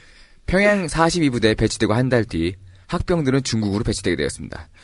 돈 있고 빽 있는 집 자제들은 갖은 수단을 동원해서 조선에 남으려고 했으나 장준하는 어떻게든 중국으로 배치받고 싶어 했습니다. 왜 중국으로 배치를 받아야만이 거기서 탈출을 해서 임시정부나 광복군으로 들어갈 수 있기 때문입니다. 웬만한 조선인 군인들은 한국에 남고 싶지 전장에 씨발 중국에서는 그렇죠. 진짜 전쟁이 일어나고 있잖아. 근데 조선 반도는 아직 그게 없잖아. 그러니까 조선 반에 남고 싶어 했는데 장준하는 아니야. 나는 중국에 가야 돼. 왜? 그래야 탈출의 계획이 생기니까. 그렇죠. 그래야 광복군에 갈 수 있으니까. 그래야 임장에 찾아갈 수 있으니까. 그래서 이렇게 중국으로 가려고 노력했던 겁니다. 아니 근데 예나 지금이나 돈 있고 빽 있는 집 자제들은 똑같아요. 다 빠지는 거지. 지금 다시 얘기하면 여당이란 지금 정부에 군대 제대로 갔다 온 게 몇 명이나 있었죠. 그럼. 자, 장준하는 아내에게 헤어지기 전에 이런 말을 했습니다. 일본군에서 탈출하여 임정으로 들어갈 것이다. 이런 말을 하면서 중국에 가면 매 주말마다 편지를 하마. 만약 그 편지의 끝이 성경 구절로 되어 있으면 그것이 마지막 받는 편지로 알아도 좋을 것이다. 이 말은 곧 뭐냐? 매 마지막에 성경 구절 한 줄 써놓으면 나는 탈출했다. 이 말인 겁니다. 그러니까 다시는 편지를 못 받은 거지. 탈출했으니까. 그렇죠. 그렇게 이야기를 했던 겁니다. 그러니까 벌써 이게 중국으로 가기 전 탈출해서 임정으로 가겠다고 마음을 먹었던 그런 거라고 볼 수 있겠죠. 장준하의 머릿속에는 오직 중국으로의 배치 이거밖에 남아있지 않았습니다. 그러나 문제는 아까 이야기했던 메스로 헤매졌던 오른손이었습니다. 다친 오른손이 중국 배치에 지장을 줄 수도 있기 때문이었습니다. 아니나 다를까 그의 모습을 본 일본군 장교는 그에게 조선에 남을 것을 지시합니다. 그 팔은 어떻게 된 건가? 뭐 대단치 않은 것입니다. 괜찮습니다. 아픈 몸으로까지 떠날 필요는 없다고 보는데 성한 사람도 많이 있거든. 어떤가? 군은 그냥 여기에 있도록 하지. 후일에 얼마든지 갈 수 있으니까. 아닙니다. 이번에 꼭 동료들과 함께 보내주시기 바랍니다. 이 손가락이 문제가 될 수 없습니다. 꼭 보내주십시오. 부탁입니다. 꼭 보내주십시오. 곧 나을 겁니다. 오, 요시! 그래! 그 원기가 장하다! 같이 가도록 하라! 그래요. 이렇게 해서 중국으로 가게 됩니다. 자, 중국으로 넘어온 학도병들, 장준하를 비롯한 학도병들은 스가다 부대에 배치되는데, 이들이 이 스가다 부대에 배치된 이유는 스가다 부대가 다른 부대와는 달리 조선인 병사 탈출 사건이 거의 없었기 때문입니다. 사실 그 중국으로 배치된 많은 학도병들이 탈출했습니다. 탈출해서 뭐 광복군으로 가기도 하고 이랬는데 이 스가다 부대만큼은 탈출이 없었다는 거예요. 그만큼 이 부대의 규율은 엄격했고 만일 탈출하면 조선의 부모 형제들에게도 위해를 가하겠다라고 협박까지 했었습니다. 그렇기 때문에 탈출을 하지 못했던 거죠. 그러나 이 전설적인 스가다 부대에서 유일하게 탈출한 조선인 병사가 한 명 있었으니 그가 바로 김준현입니다. 이 고려대 총장 김준현! 정말 대단한 사람이죠. 여러분들 찾아보시기 바랍니다. 김준현에 대해서는. 잠깐만 설명드릴까요? 일단 김준현은 이렇게, 장준하와 같이 탈출한 건 아니지만, 장준하보다 먼저 탈출을 해가지고, 6천여 길, 임정이 있는 그곳까지 걸어서, 정말 엄청난 오래 걸려가지고, 탈출했습니다. 탈출하고 나서 광복군으로 활동을 했고, 나중에 이제 조선으로 걸어와서 학자로 스킬을 걸었는데, 박정희 정권 또, 전두환 정권에서 계속해서 공직으로 들어와라. 요청했지만은 단호하게 거절했습니다. 내가 어떻게 그 밑에 가서 머리를 숙여 이러면서 단호하게 거절하셨고 또 학생들이 그때 데모를 많이 했지 않습니까? 네. 데모를 많이 해서 잡으러 많이 왔는데 그것을 정말 총장으로서 지키고 감싸 안고 학생들이 건물 안에서 농성하면 밖에서 그 기관원들이 못 들어가게 막고 총장으로서 그런 일을 한 사람이 바로 김준현이었고 그래서 잘려요 전두환 정권에 잘리는데 그래서 학생들이 눈물을 머금고 총장님 돌아오시라고 한 달 동안 총장님 돌려달라는 시위를 할 정도로 정말 신화적인 존재가 바로 김준현이라는 사람입니다. 요즘 사학비리에서는 볼 수 없는 그런 모습이에요. 그럼요. 요즘 사학비리에서는 저 새끼 안 나가면 이 학교 안 다녀 이러고 있는데 정말 시대의 등불 같은 그런 인물이 바로 김준현이었다. 뭐 자세한 내용은 여러분들이 오늘은 뭐 김준현 특집이 아니니까 여러분이 좀 찾아보시기 바랍니다. 그런 학교로 이명박이 나왔다 이거지. 그러게 말이에요. 근데 이 스가다 부대에 배치된 장준하에게 가장 모욕적이었던 일은 먹을 것을 둘러싸고 나타나는 한국인 동료들의 추태였습니다. 돌블랙에서 발췌했습니다. 매식을 하고 돌아온 그들은 여기서 일본군이겠죠. 자기 몫을 개, 돼지에게 던져주듯이 던져주는 그 밥 한 그릇을 우르르 몰려들어 받아먹는 그 치사하고 배없는 꼴들. 배고픔을 참는 고통이 이 모욕을 참는 고통보다 심한 때문인지도 몰라도 적어도 나로서는 이 모욕을 참는 고통이 더욱 쓰라린 것이었다. 이거 보니까 생각나는데 훈련병 시절에 말이죠.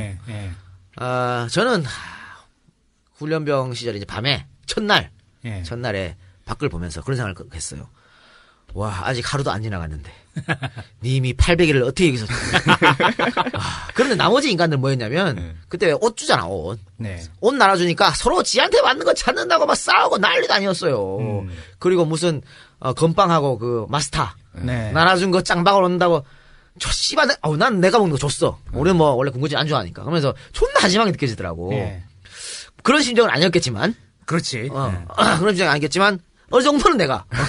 조카 너랑 다른 거야, 이 새끼야. 하여튼, 정말 치사하고 배 없는 꼴들. 이걸 보면서 장준하가 마음이 아팠다라고 하는 거고요. 이에 장준하는 뜻이 맞는 동료들과 함께 잔반 불식 동맹을 만듭니다. 그러니까, 남은 그 찬반은 먹지 않겠다. 그런 동맹이 되겠죠. 정식으로 밥을 주는 것도 아니고. 남은 거 줬다니까. 일본 군인들이 먹고 남은 거. 그래서, 장준하의 뜻은 이런 거였습니다. 아무리 배가 고프더라도 자존심만은 지키자. 이런 생각이었는데 그러나 이 투쟁에 반기를 든 조선인이 한 명 있었으니 그는 잔반 불식 동맹에 참여하기는커녕 일본군이 먹다 남은 밥을 던져주면 숟가락도 아닌 양손으로 밥을 퍼서 입에 꾸역꾸역 넣어 먹었습니다. 이 조선인은 스가다 부대에 배치되기 전 수송 부대에서 조선인 학병 6에서 7명이 탈출을 감행하자 내무반 안에서 칼을 빼어들고 같은 조선인들에게 이제 또 도망치는 놈은 찔러 죽이겠다. 이고 난리를 쳤던 사람이었습니다. 일본인의 죽으로 살기로 마음을 먹었구만. 그렇습니다. 그 조선인은 훗날 대한민국 육군 참모총장에 올랐습니다. 누가 도대체? 제가 이걸 찾으려고 말이죠. 사실 이 돌베개에서도 장준하 선생이 그냥 모 장군이라고 썼어요. 이름을 밝히지 않았고. 이름을 안 밝히고. 나머지 이 장준하 선생의 글을 받아가지고 평전 쓴 사람들도 다 모 장군이라고 썼어. 이름을 누굴 밝히진 않았어요. 다 안 밝혀? 그래서 제가 누군지 한번 찾아봤는데 실패했습니다. 왜 실패했는지 아닙니까? 우리나라 육군 참모총장 출신이 다 일제군인 출신이야. 찾을 수가 없어, 씨발. 어떻게 찾아? 다 일제군인 출신인데. 일단 거기서 따르게 분리가 안 돼. 분리가 안 돼. 전부 다 일제군인이야. 어떻게 분리가 되나 그거를. 뭐 백선엽이를 비롯해가지고 정일권이, 송여찬이 아닌 사람이 없어. 장도영 다 일제군인 출신이었어요.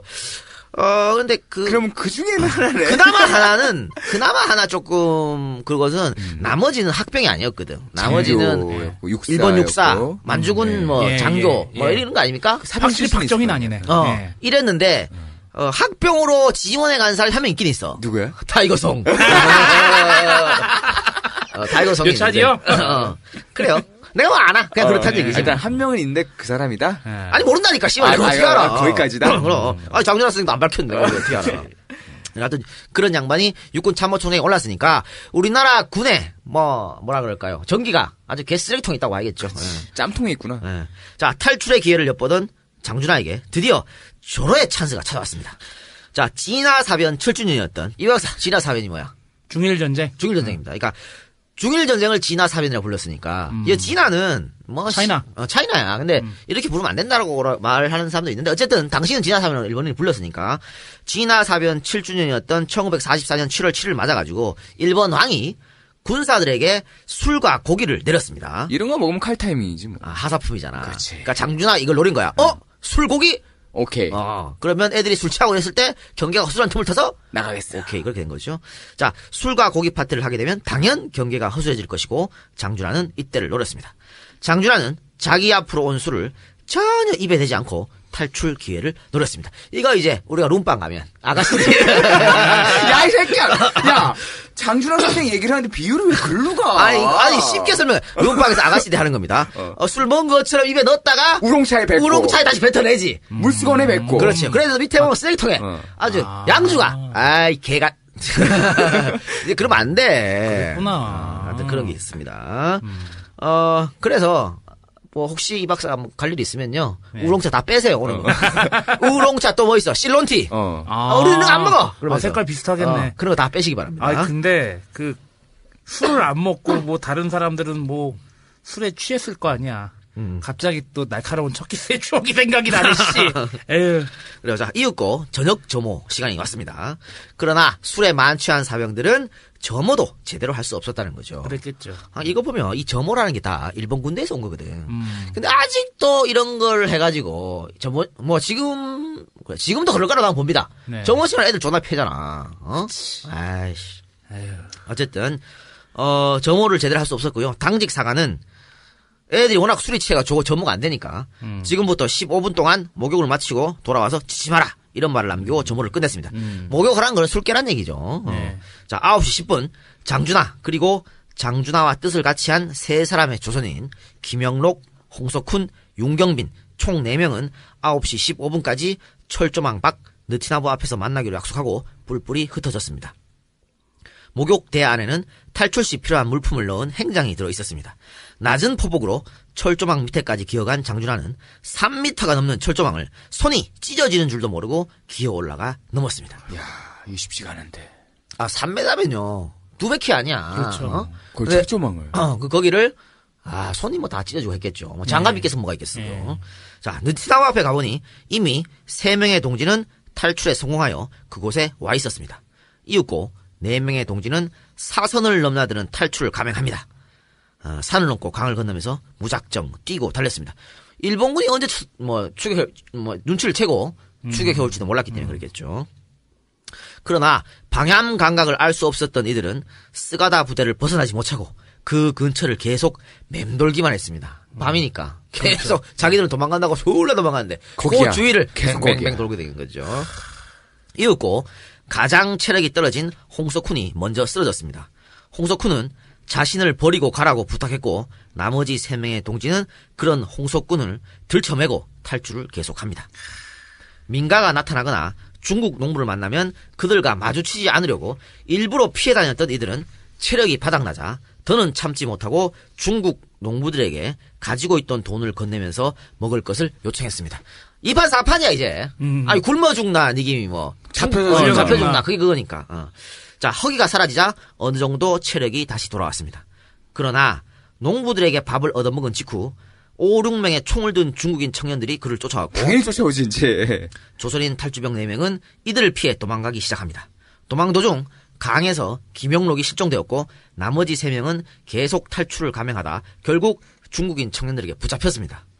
중국 청년들은 일본군 군복을 입고 있던 이 조선인 청년들에게 누구냐?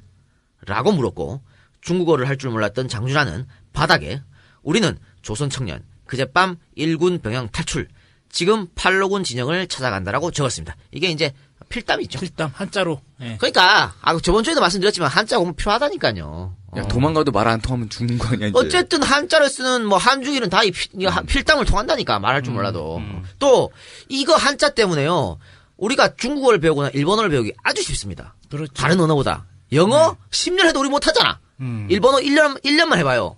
돼? 된다니까.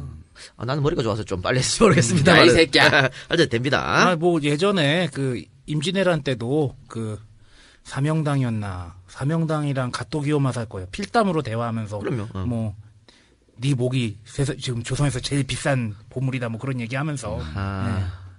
그랬대요. 김원봉 특집에서 했는 것 같아요. 네, 그래요. 다시 찾아 들어보시기 바라고. 자, 팔로군 진영을 찾아간다고 적으니까 중국 청년들은 그래? 우리가 팔로군이야 이렇게 말합니다. 그러니까 뭡니까? 꼼짝없이 죽었다고 생각했던 3명의 조선 청년들은 지옥에서 예수를 만난. 그렇지. 조용기가 그 불타는 새벽에 방에서 예수를 영접했지. 그거랑 똑같은 거겠죠. 그런 기분이 아니었을까. 자, 중국인들은 본부로 이들 3명을 데리고 갔고 거기서 이들은 반가운 한국말을 듣게 되었습니다. 한국 분들이시죠? 그렇다는 대답을 듣자 이 한국 청년은 3명을 하나하나 끌어안으면서 탈출이시죠? 저도 탈주병입니다. 라고 말했습니다. 얼마나 눈물 날까. 그렇죠. 이 오랜만에 듣는 조선말. 자, 그가 바로 스가다 부대 유일한 탈주병 바로 김준현이었습니다. 아까 이야기했던. 김준현이 먼저 탈출해서 여기 가 있었던 거야. 네. 그러니까 나머지 3명이 탈출해오자 여기서 만나게 되는 겁니다. 장준하와 김준현 오랫동안 동지이자 친구였던 두 사람의 만남이 바로 이렇게 시작되었다라고 하는 거죠. 자, 김준현의 도움으로 실종되었던 김영록도 다시 찾아 만나게 되었고 이로써 임정을 찾아가는 조선 출신 일본군 탈주병은 5명으로 늘어나게 되었습니다. 중국 유격대에 있으면서도 이들은 숱한 고생을 겪습니다. 장개석 부대 소속이었던 이 중국 유격대는 같은 중국인들인 공산당 부대에 습격을 받기도 했고 이제 국공합작 이후에 내란이 있는 거 아닙니까? 서로 치고받고 싸운 건데 그렇죠. 장준하가 말이죠. 공산당을 아주 싫어했습니다. 뭐라 그럴까? 조금 진짜 병적으로 싫어했는데 그래서 김원봉, 용운영을 싫어한 거야. 장준하가. 나중에 보면 김원봉 엄청 욕하거든요. 장준하가. 용운영도 욕하고. 근데 그 토대가 출발점이 바로 여기가 아니었나 봐요. 원인이 이거일 수 있다. 자기가 봤잖아. 자기는 그렇죠. 그 장개석 군대에 있었고 공산당이 거길 쳐들어와서 동족끼리 죽이고 싸우니까 그걸 보고 야 이거 문제 있다. 라고 생각하지 않았을까라고 저 개인적으로 생각합니다. 그러니까 뿌리 깊은 공산당에 대한 불신의 시발점이 바로 여기가 아닌가 싶어요. 우리가 장준하 선생 특집을 하지만 장준하 선생이 물론 잘한 것도 있고 물론 잘못한 것도 있습니다. 장준하 선생이 신도 아닌데 뭐 100가지 다 잘했나? 아니잖아. 그 중에 하나가 저는 그 용운영, 김원봉에 대한 끊임없는 불신이라고 보고 또 하나는 친일파 최남선에 대해서 극찬한 점 그거라고 봅니다. 그것은 그 개인적으로 장준하가 최남선을 좋아했기 때문에 그런 건데 이거 장준하의 삶과 전혀 맞지가 않는 거죠. 그럼 그건 뭐 비판해야 될 점이고 그거는 저희가 1, 2부로 나눌 텐데 다음 시간에 이야기하도록 하겠습니다. 자, 일본군은 유격대 대장에게 1군의 포로가 된 중국군 30여 명을 풀어줄 테니 당신의 부대에 있는 일본군 탈출병을 내놔라 이런 해유를 하기도 했는데요. 야, 이거 포로 교환이네. 포로 교환이죠. 그러니까 한국군 탈출병은 5명이고 그렇죠. 중국군 포로는 30명이야. 6대1?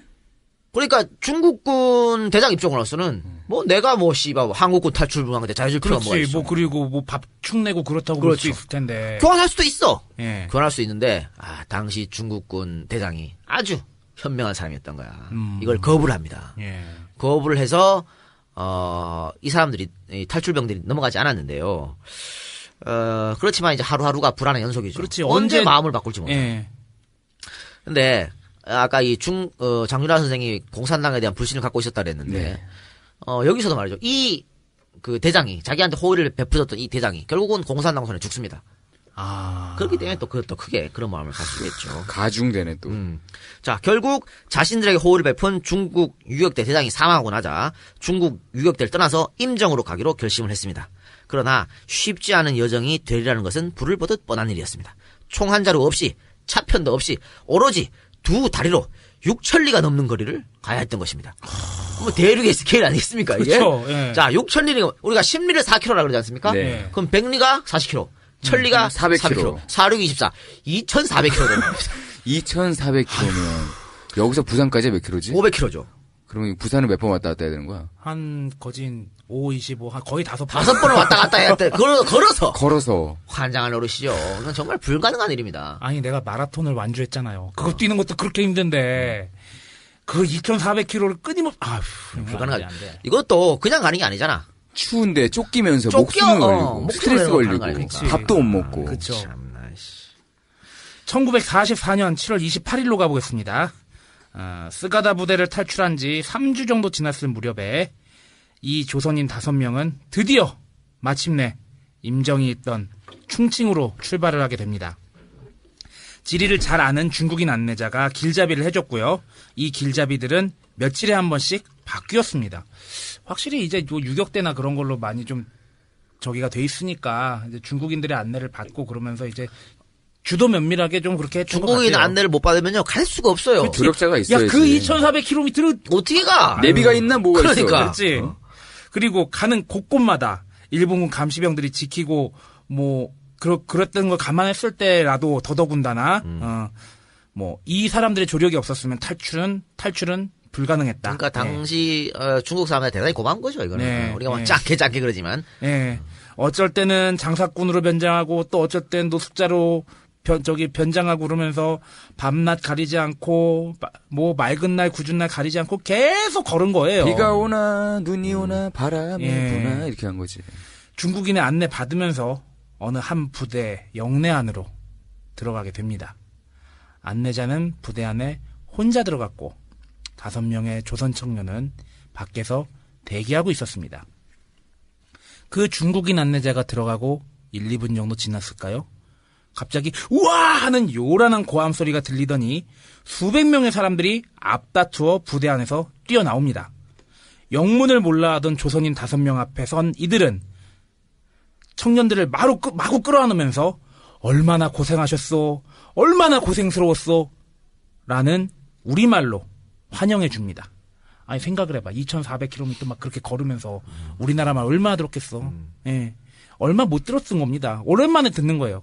바로 이들이 광복군이었던 거죠. 얼마나 눈물 났을까. 그러니까 그 사선을 넘나들면서 그 일본군의 그 잔반 처리하는 그런 굴욕을 느끼면서 그리고 생사를 넘나드는 탈출을 하면서 마침내 조선인 출신 탈주병 5명의 얼굴에 눈앞에 광복군이 딱 있었던 거죠. 그들의 눈앞에는 기쁨의 눈물과 슬픔의 눈물이 교차하면서 두 뺨을 적시고 흘러내렸다고 합니다.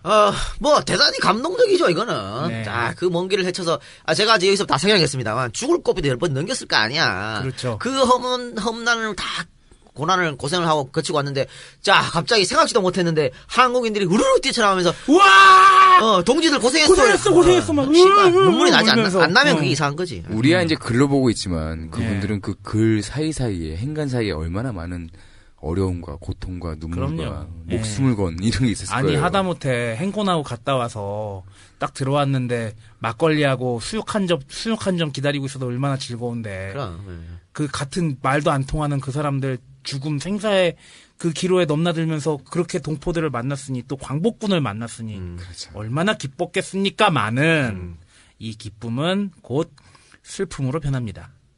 광복군 훈련반이라고 했는데 결국엔 보니까 중국군에 얹혀 사는 더부살이 신세였죠. 예. 그리고 훈련이라고 해봤자 하나, 둘, 셋, 넷, 좌야프로 컷 뭐 하는 그런 뭐 도수 훈련, 뭐 제식 훈련, 뭐 제식 훈련 이런 게 전부였고요. 총도 없고 심지어는 그 목총 나무로 된 가짜 총도 없어가지고 총검술조차 할 수 없었고요. 사격은 꿈도 못 꿨다고 합니다. 그러면 정상적인 군대 모습이 그게 뭐 아니었네. 군대야. 뭐 광복군의 상태가 뭐 군이라고 말할 수가 없는 상태였던 거죠. 그리고 결국 3개월 뒤 이들 5명은 광복군 훈련반 동지 48명과 더불어서 그곳을 떠나 충칭으로 다시 행군을 시작합니다. 식구가 늘었네. 그렇죠. 이제 거기 이제 광복군 훈련반에 있었던 사람들 중에 자 우리 여기서 계속 있지 맙시다. 허송세월 보내는 거 아니야. 뭐 하는 것도 없이 밥만 축 내고 훈련도 제대로 안 돼. 총 한 번 못 쏴봐. 이게 뭐야? 그러니까 진짜 싸울 수 있는 곳으로 갑시다. 우리 임시정부가 있는 충칭으로 갑시다. 이렇게 돼서 뜻이 많은 사람들끼리 48명이 출발을. 그러니까 48명하고 5명이 나면 53명이지. 네. 53명이 광복군 훈련반을 떠나서 충칭으로 떠나게 됩니다. 아까는 5명이서 이제 떠나왔는데 이제는 53명이라는 거대 인원을 거느리고 김구가 있는 예. 임시정부로 떠나게 되는 거죠. 이들 앞에는 뭐 더더욱 고난이 남아있지 않겠습니까? 덩어리가 커졌으니까. 그렇죠. 또. 예. 자, 이 이야기는 잠깐 쉬었다가 계속하도록 하겠습니다. 방송 잠깐 쉬어갖고 계속하겠습니다. 자, 53명 이제 출발했다 했지 않습니까? 근데 여기에 이제 그 훈련반 학생들이 다 떠나진 않았어요. 그 훈련반에 남아있는 학생들도 있겠지. 네. 남아있던 광복군 훈련반 생도들도 있었는데요. 이 중 한성수라는 사람이 있었습니다. 한성수는 뭐 역시 독립운동가죠. 당시 그 훈련반 교관 김학규의 밑에 나와 이후 상하이를 중심으로 독립운동을 수행했습니다. 한성수도 학도병 출신 탈출 군인이었는데 김학규의 지시로 상하이에서 동양의 에디슨 이런 전구랑 출국기 만들었어? 동양의 에디슨이라고 불렸던 그러면서 아주 많은 돈을 벌고 있었던 손창식에게 접근하여 군자금을 받아내려고 했습니다. 왠지 사자의 냄새가 확 난다. 나지.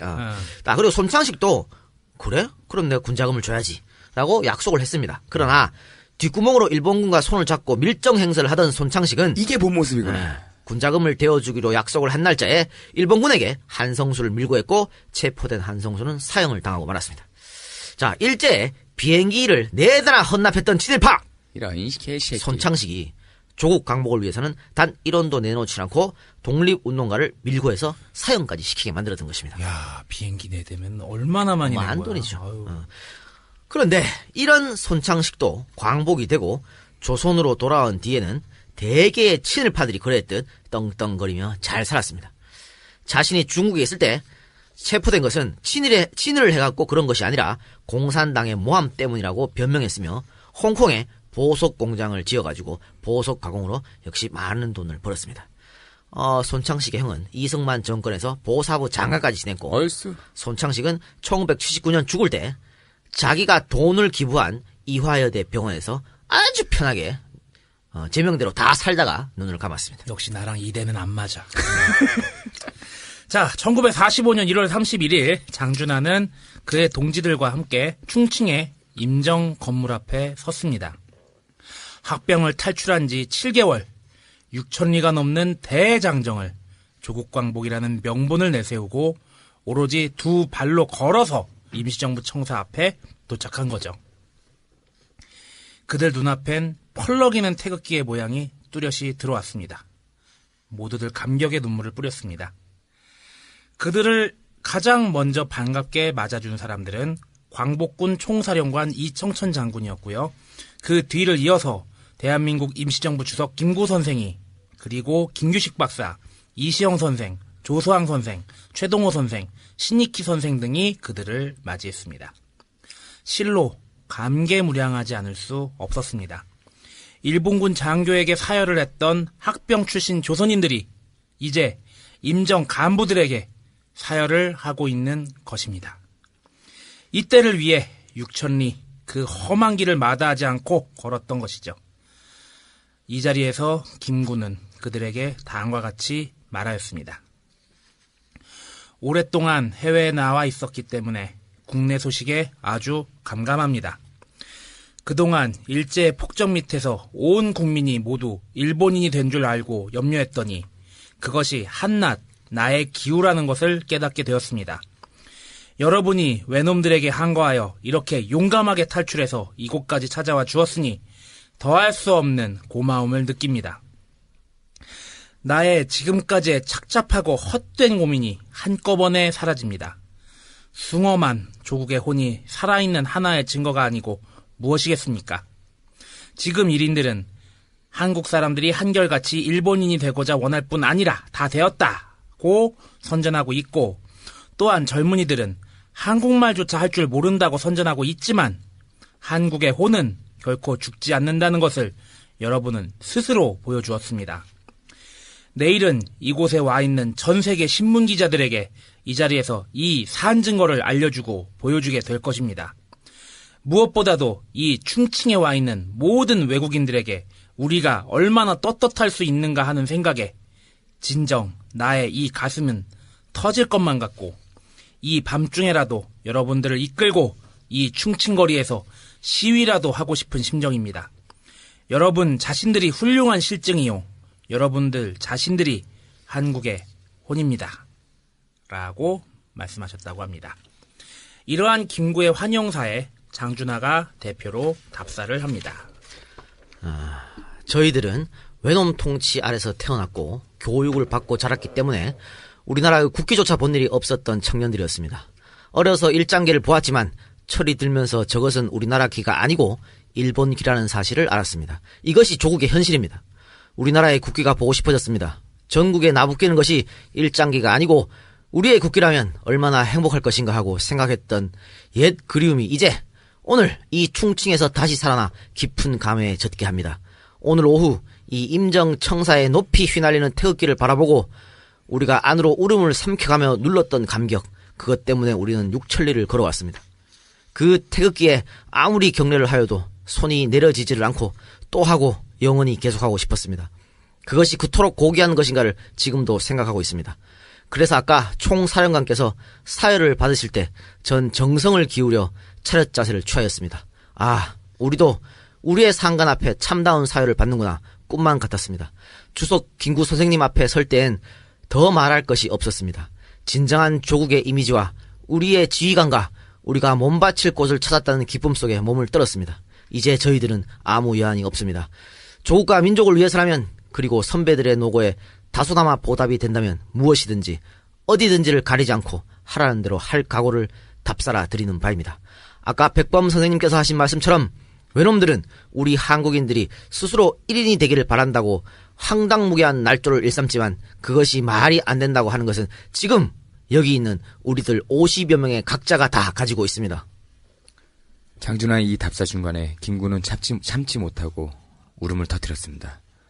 김구의 이 울음이 신호탄이었을까? 장례는 삽시간에 통곡의 바다로 변화했습니다. 장준하는 더 이상 답사를 하지 못하고 그 자리에 앉아 역시 눈물을 훔쳤고, 환영의 장소에는 음식이 들어왔으나 그 누구도 음식에 입을 대지 못하였습니다. 조선인의 통곡 소리만이 이국당 충칭의 작은 건물에서 서럽게 새어나오고 있을 뿐이었습니다. 그러나 장준하의 이런 감격도 이내 실망으로 바뀌게 됩니다. 임시정부 내 분열된 모습은 목숨을 걸고 탈출한 학병들이 도저히 이해할 수 없는 어른들의 내분 싸움이었습니다. 각 재정파들은 이들 학병들을 자신들의 계파로 끌어들이기 위해서 혈안이었고, 그 안에는 어떤 조국에도 보이지 않았습니다. 젊은 청년들에게 이 모습은 일본인과 다를 게 없이 보였습니다. 장준하가 폭발하였습니다. 임정 이하 간부들, 충칭 시내에 있는 교포들이 전부 모여서 장준하에게 고국의 실상을 듣는 자리에서 장준하는 임정 어른들의 분열된 모습을 준엄히 꾸짖습니다. 그런데 우리는 요즘 이곳을 하루빨리 떠나자고 말하고 있습니다. 오히려 오지 않고 여러분들을 계속 존경할 수 있었다면 더 행복했을지 모를 일이었습니다. 가능하면 이곳을 떠나 다시 1군에 들어가고 싶습니다. 이번에 1군에 들어간다면 꼭 1군 항공대에 지원하고 싶습니다. 1군 항공대에 들어간다면 충칭 폭격 자원, 이 임정청사에 폭탄을 던지고 싶습니다. 왜냐고요? 선생님들은 외놈들에게 받은 서러움을 다 잊으셨단 말씀입니까? 그 서로의 뜻이 아직 불타고 있다면 어떻게 임정이 이렇게 니당 내당하고 겨누고 있을 수가 있는 것입니까? 분명히 우리가 이곳을 찾아온 것은 조국을 위한 죽음의 길을 선택하러 온 것이지 결코 여러분들의 이용물이 되고자 해서 이를 악물고 헤매어 온 것은 아닌 것을 말합니다. 이것으로 저의 말을 믿습니다. 안녕히 계십시오. 장준하는 자리를 박차고 나왔습니다. 그러나 이 사건 이후에도 임정은 달라지지 않았습니다. 여전히 내부 암투로 골머리를 싸고 있었고, 탈출한 학병들은 무료한 시간을 보낼 수밖에 없었습니다. 그러던 찰나에 이범석 장군이 지금 시안에서 광복군 2지대가 미군과 합작, 한국 침투 작전을 위한 훈련을 계획 중인데 여러분들을 나의 동지로 맡고 싶다. 같이 가주지 않겠는가? 단 조건이 있는데 그것은 죽음을 두려워하지 않는 젊은이여야만 한다. 라는 말을 했습니다. 이 말을 들은 젊은 청년들의 피가 어찌 끓지 않을 수 있겠습니까? 그리하여 1945년 4월 29일 임시정부에 체류한 지 3개월이 지난 그 시점에 조국 광복을 위해 달려온 30여 명의 청년들은 시안으로 떠나기 위해 임정청사 앞에 다시 모였습니다. 나머지 20명은 신익희의 경희대로 들어가거나 임정에 남게 되었습니다.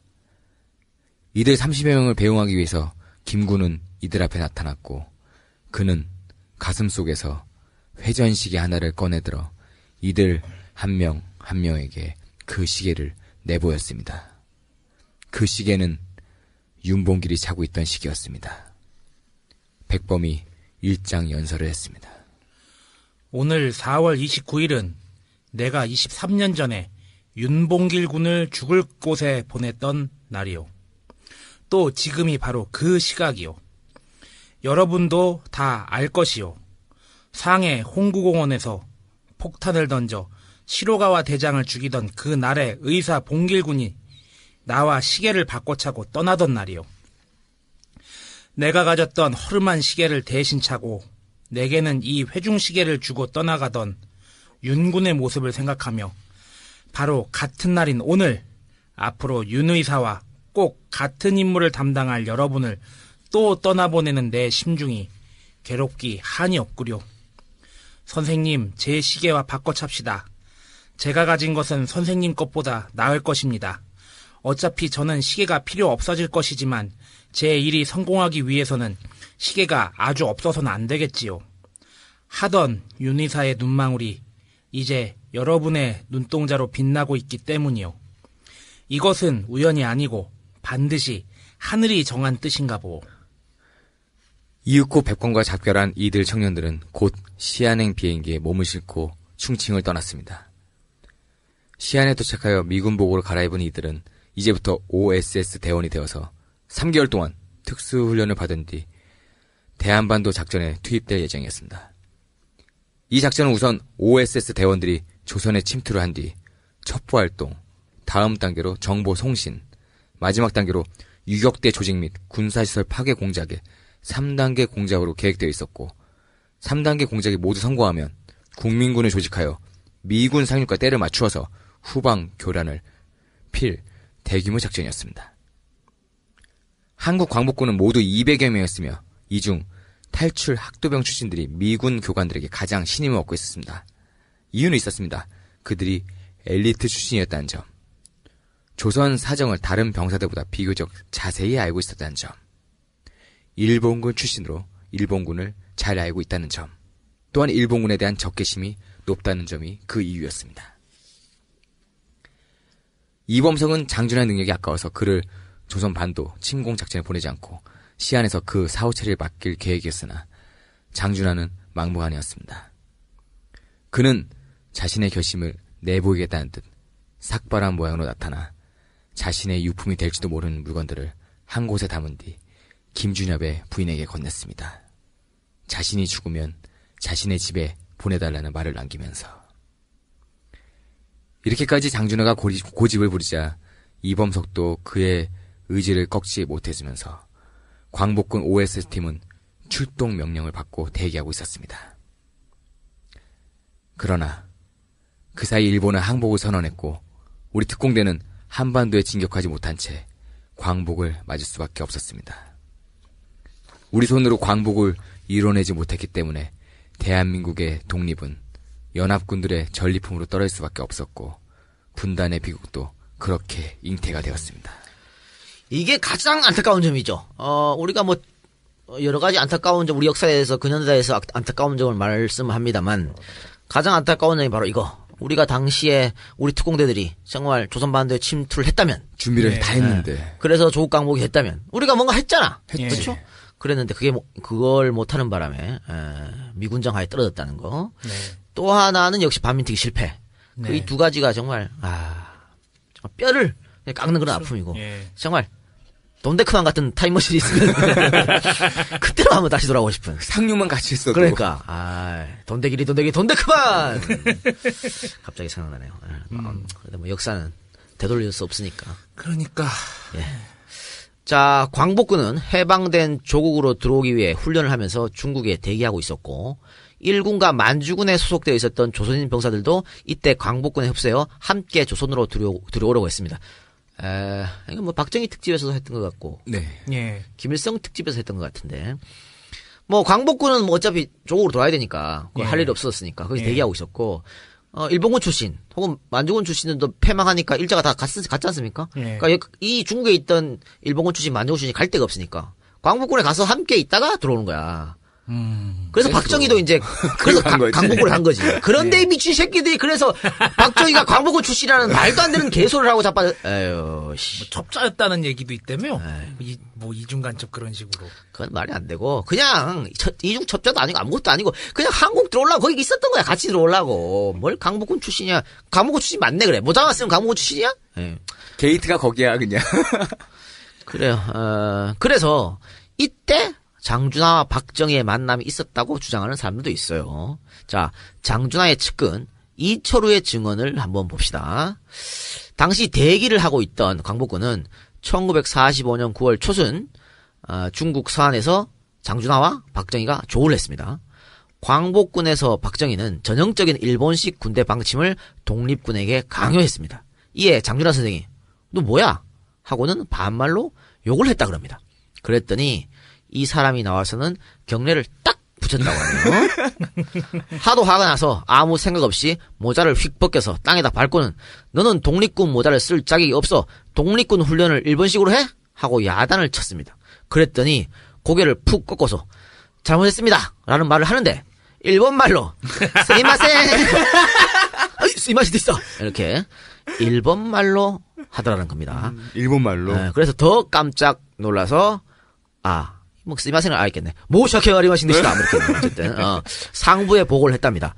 일본 군대 출신들이 피난민 대열에 끼어 있다가 광복군에 들어왔는데 이 사람들이 일본군의 밀정일지 모르니 전부 제거하자는 안을 내놓았다고도 하네요. 장준하 선생이 그 사람이 박정희였다는 것을 어떻게 기억하냐면 잘못했다는 말을 일본말로 했다는 것 딱 한 가지예요. 이게 증언이죠, 계속. 5.16 군사정변 후에 박정희가 장준하를 만나자고 청해왔어요. 그런데도 장준하 선생은 내가 왜 군대 반란을 일으킨 놈을 만나냐면서 만나지 않았는데 신문에 난 박정희를 보니 낯익은 얼굴이더랍니다. 그래서 함석헌 선생 등 몇 사람을 사상계 사무실로 불러서 이 사람은 내가 옛날 만주에서 만나본 일본군이다. 행적을 알아보자고 발언을 한 겁니다. 이 이야기가 박정희에게 들어갔고 그것이 개인적으로 장준하를 싫어하게 된 이유 중에 하나였답니다. 라고 증언을 했는데 장준하의 아들 장호건은 이를 부인했습니다. 장호건의 말입니다. 장준하와 박정희는 전혀 모르는 사이다. 장준하가 일본군에서 탈출할 때 일본군 장교로 나라를 배신하고 광복군을 때려잡는 장교들이 있다라는 말을 들었다고 한다. 장준하가 박정희라는 존재를 알게 된 것은 남로당 사건 때였다. 그러니까 전혀 몰랐다는 얘기겠죠. 이게 뭐 어쨌든 증언이 갈리네요. 증언이 갈리는데 그래서 사실 5.16 쿠데타 할 때 장준하 선생이 지지 발언을 했어요. 5.16 쿠데타. 네, 많이 좀 얘기했었죠. 그 지지 발언을 한 적이 있기 때문에 과연 방금 이철우 씨의 증언, 방금 본 이철우 씨의 증언. 그 군사정변 후에 박정희가 장준하를 만나자고 할 때 내가 왜 군대 반란을 일으킨 놈을 만나냐 이건 앞뒤가 안 맞는 말이죠. 그렇죠? 뭐 그렇기 때문에 이거는 뭐 어쨌든 각자 주장이 다르니까 오히려 사실은 알 수 없는 일입니다. 자 어쨌든 하여튼 그 얘기는 뭐 디프레스 하기로 하고 자 장준하는 1945년 11월 23일 임시정부 주석 김구동 임정요인들과 함께 비행기를 타고 꿈에 그리던 조국 땅으로 향했습니다. 비행기 안에서 이들 임시정부 요인들은 애국가를 함께 부르면서 몇십 년 만에 귀향에 서로 감격했습니다. 김포공항에 나올 많은 환영 인파들을 기대하면서 그러나 김포공항에 마중 나온 우리 동포는 아무도 없었습니다. 이승만이 들어올 때랑 완전히 차이 나는 거죠. 자, 미군정은 임시정부를 인정하지 않았고 김구는 개인 자격으로 입국할 수밖에 없었습니다. 개인 자격. 이것은 하지가 김구의 입국 사실을 알며 포고한 내용이었습니다. 그러나 김구는 임시정부의 황국이라고 주장했습니다. 김구가 한국에 들어왔다는 사실은 당일 저녁에나 백성들에게 알려졌습니다. 뒤늦게 들어온 임정 제2지는 일진보다 더 비참한 대우를 받고 들어왔습니다. 어떻게? 그 트럭. 홀 안 씌운 트럭. 예. 그 추운 날, 그 트럭에 아주 생물이 얼어가면서 그렇게 들어왔었죠. 아니, 뭐 하는 인파가 어디 있어? 독립운동했던 사람들을. 그러니까 이진이 이제 약산 선생 이런 사람이 이진으로 들어왔는데 그 다음에 뭐 잘 데 없어서 뭐 허름한 여관방에 자고 말이죠. 뭐 그랬습니다. 그러니까 일진도 비참하게 들어왔는데 이진이 더 비참하게 들어왔다고 하는 거죠. 평생을 독립운동에 매진했던 사람들을 이따구로 대접했다. 이건 뭐냐? 미군정이 김구를 의도적으로 배척했다는 사실을 잘 알 수 있는 대목이다. 이렇게 말할 수 있겠죠. 이후 장준하는 백범의 비서 역할을 하면서 이승만과 백범의 합작운동을 주도했지만 실패했고 이범석이 입국하자 김구의 양해를 얻어 이범석의 밑으로 들어갑니다. 백범 선생님 이렇게 해서 이범석 장군이 저를 오라 그러는데 글로 가겠습니다. 그러니까 이범석 장군하고는 인연이 있죠. 그렇죠. 그 OSS 전에 그렇죠. 교육받은 것도 있고. 그래서 근데 또 백범 선생한테 양해를 구해야 되잖아. 싸가지 없이 그냥 갈 수는 없지. 그렇죠. 룰이 있지 또 백범 선생 그래 그럼 가 이렇게 해서 갔다는 거예요. 근데 이내 탈퇴를 했습니다. 족청이라고 하는데 탈퇴를 했고 나중에 이제 장준하는 김규식의 남북 협상에 참여하지 않고 단독 정부 수립을 지지하는 입장을 취했습니다. 요런 점도 이제 나중에 비판거리가 되는 거죠. 뭐 장준하가 제가 말했을 때 신이 아니라고 5.16 군사 쿠데타 지지했던 거. 또 이렇게 공과가 있다. 단독 정부 지지했던 거. 또 최남선 좋아했고. 그런 것들은 좋아했고. 분명히 비판받아야 할 점이다. 이렇게 말씀드리고. 이후에 이제 별다른 정치적 활동을 하지 않았고 언론인으로서 역할을 수행합니다. 한국전쟁 이후에는 이승만 정권에서 행정부 서기관으로 근무했고 한국전쟁 중 잡지 사상계를 발행했습니다. 이걸 봤을 때요. 장준하 선생은 백범 선생의 비서 출신이고 백범 선생을 더 존경했지만 그렇다고 해서 이승만을 배척하는 태도는 전혀 취하지 않았다. 이승만과 백범 이게 하해시키고 같이 합작시키려고 노력을 했기 때문에 이승만을 싫어했으면 그런 일이 나올 수가 없죠. 근데 실리주의 가까운 건가요? 실리주의가 아니고 장준하가 왜 이승만을 그렇게 생각했냐면 이승만이 반공주의잖아. 반공 때문에. 장준하도 누구 못지않은 반공주의자거든. 그 이유 하나로. 그 이유 하나는 아니겠지만 어쨌든 이승만을 싫어하지 않았다. 이 점도 우리랑 다른 점이다. 이렇게 말씀드리겠습니다. 어쨌든 사상계를 발행했는데요. 사상계도 전쟁 중에 발행했다가 뭐 중간에 정지됐다가 나중에 휴전하고 다시 정식으로 발행을 하는데 이 사상계 잡지는 아주 유명한 거고 나중엔 지식인들의 필독서, 그렇죠? 필독서라고 불렸고 국민계몽, 또 독재저항, 민주주의 확립에 아주 크나큰 기여를 하게 된 그 사상계 잡지였다. 이것 때문에 이제 많이 고초를 겪었고, 그죠? 또 박정희 정권에 나중에 국회의원도 했고 했지만 박정희 정권에 대항하면서 결국은 박정희가 장준하를 정적으로 여기면서 제거를 하지 않았냐 이런 의혹이 있지 않습니까? 하여튼 그 뒷이야기 광복 후 또 한국전쟁 이후에 장준하 선생이 걸어왔던 이야기는 우리가 2부에서 이야기를 나누도록 하고요. 장준하 선생 이야기는 1, 2, 3편으로 가겠습니다. 1, 2, 3편으로 가는데 길어. 3편은 장준하의 죽음에 대한 의혹 이것을 전문가를 모시고 밝히는 노무현 정권 때 의문사 진상규명위원회 위원이었던 장준하 사건을 담당했던 고상만 수사관을 직접 우리 안가에 초대해서 이야기를 듣는 시간을 갖도록 하겠습니다. 그래서 3편으로 나눠서 얘기하고요. 오늘은 여기서 마치고 2편, 3편 기대해 주시고 1편이 가장 먼저 업로드 되겠지만 2편, 3편이 언제 업로드 될지는 저도 모릅니다. 기습으로? 기습으로 재빠르게. 이건 또 이 작가 개인의 상황과도 맞물릴 것 같아요. 그래요. 제가 그래요. 시간이 다음 주는 전혀 안 될 것 같아서 하여튼 빨리 올리도록 하는 걸로 하겠습니다. 녹음도 빨리 또 하고. 그렇죠? 자, 그럼 오늘은 여기까지 하고요. 엔젤푸딩 소개해주면서 마치도록 하겠습니다. 제공 100회 축하 라만차 박신정, 짱가, 이민경 감사합니다. 고맙습니다. 고맙습니다.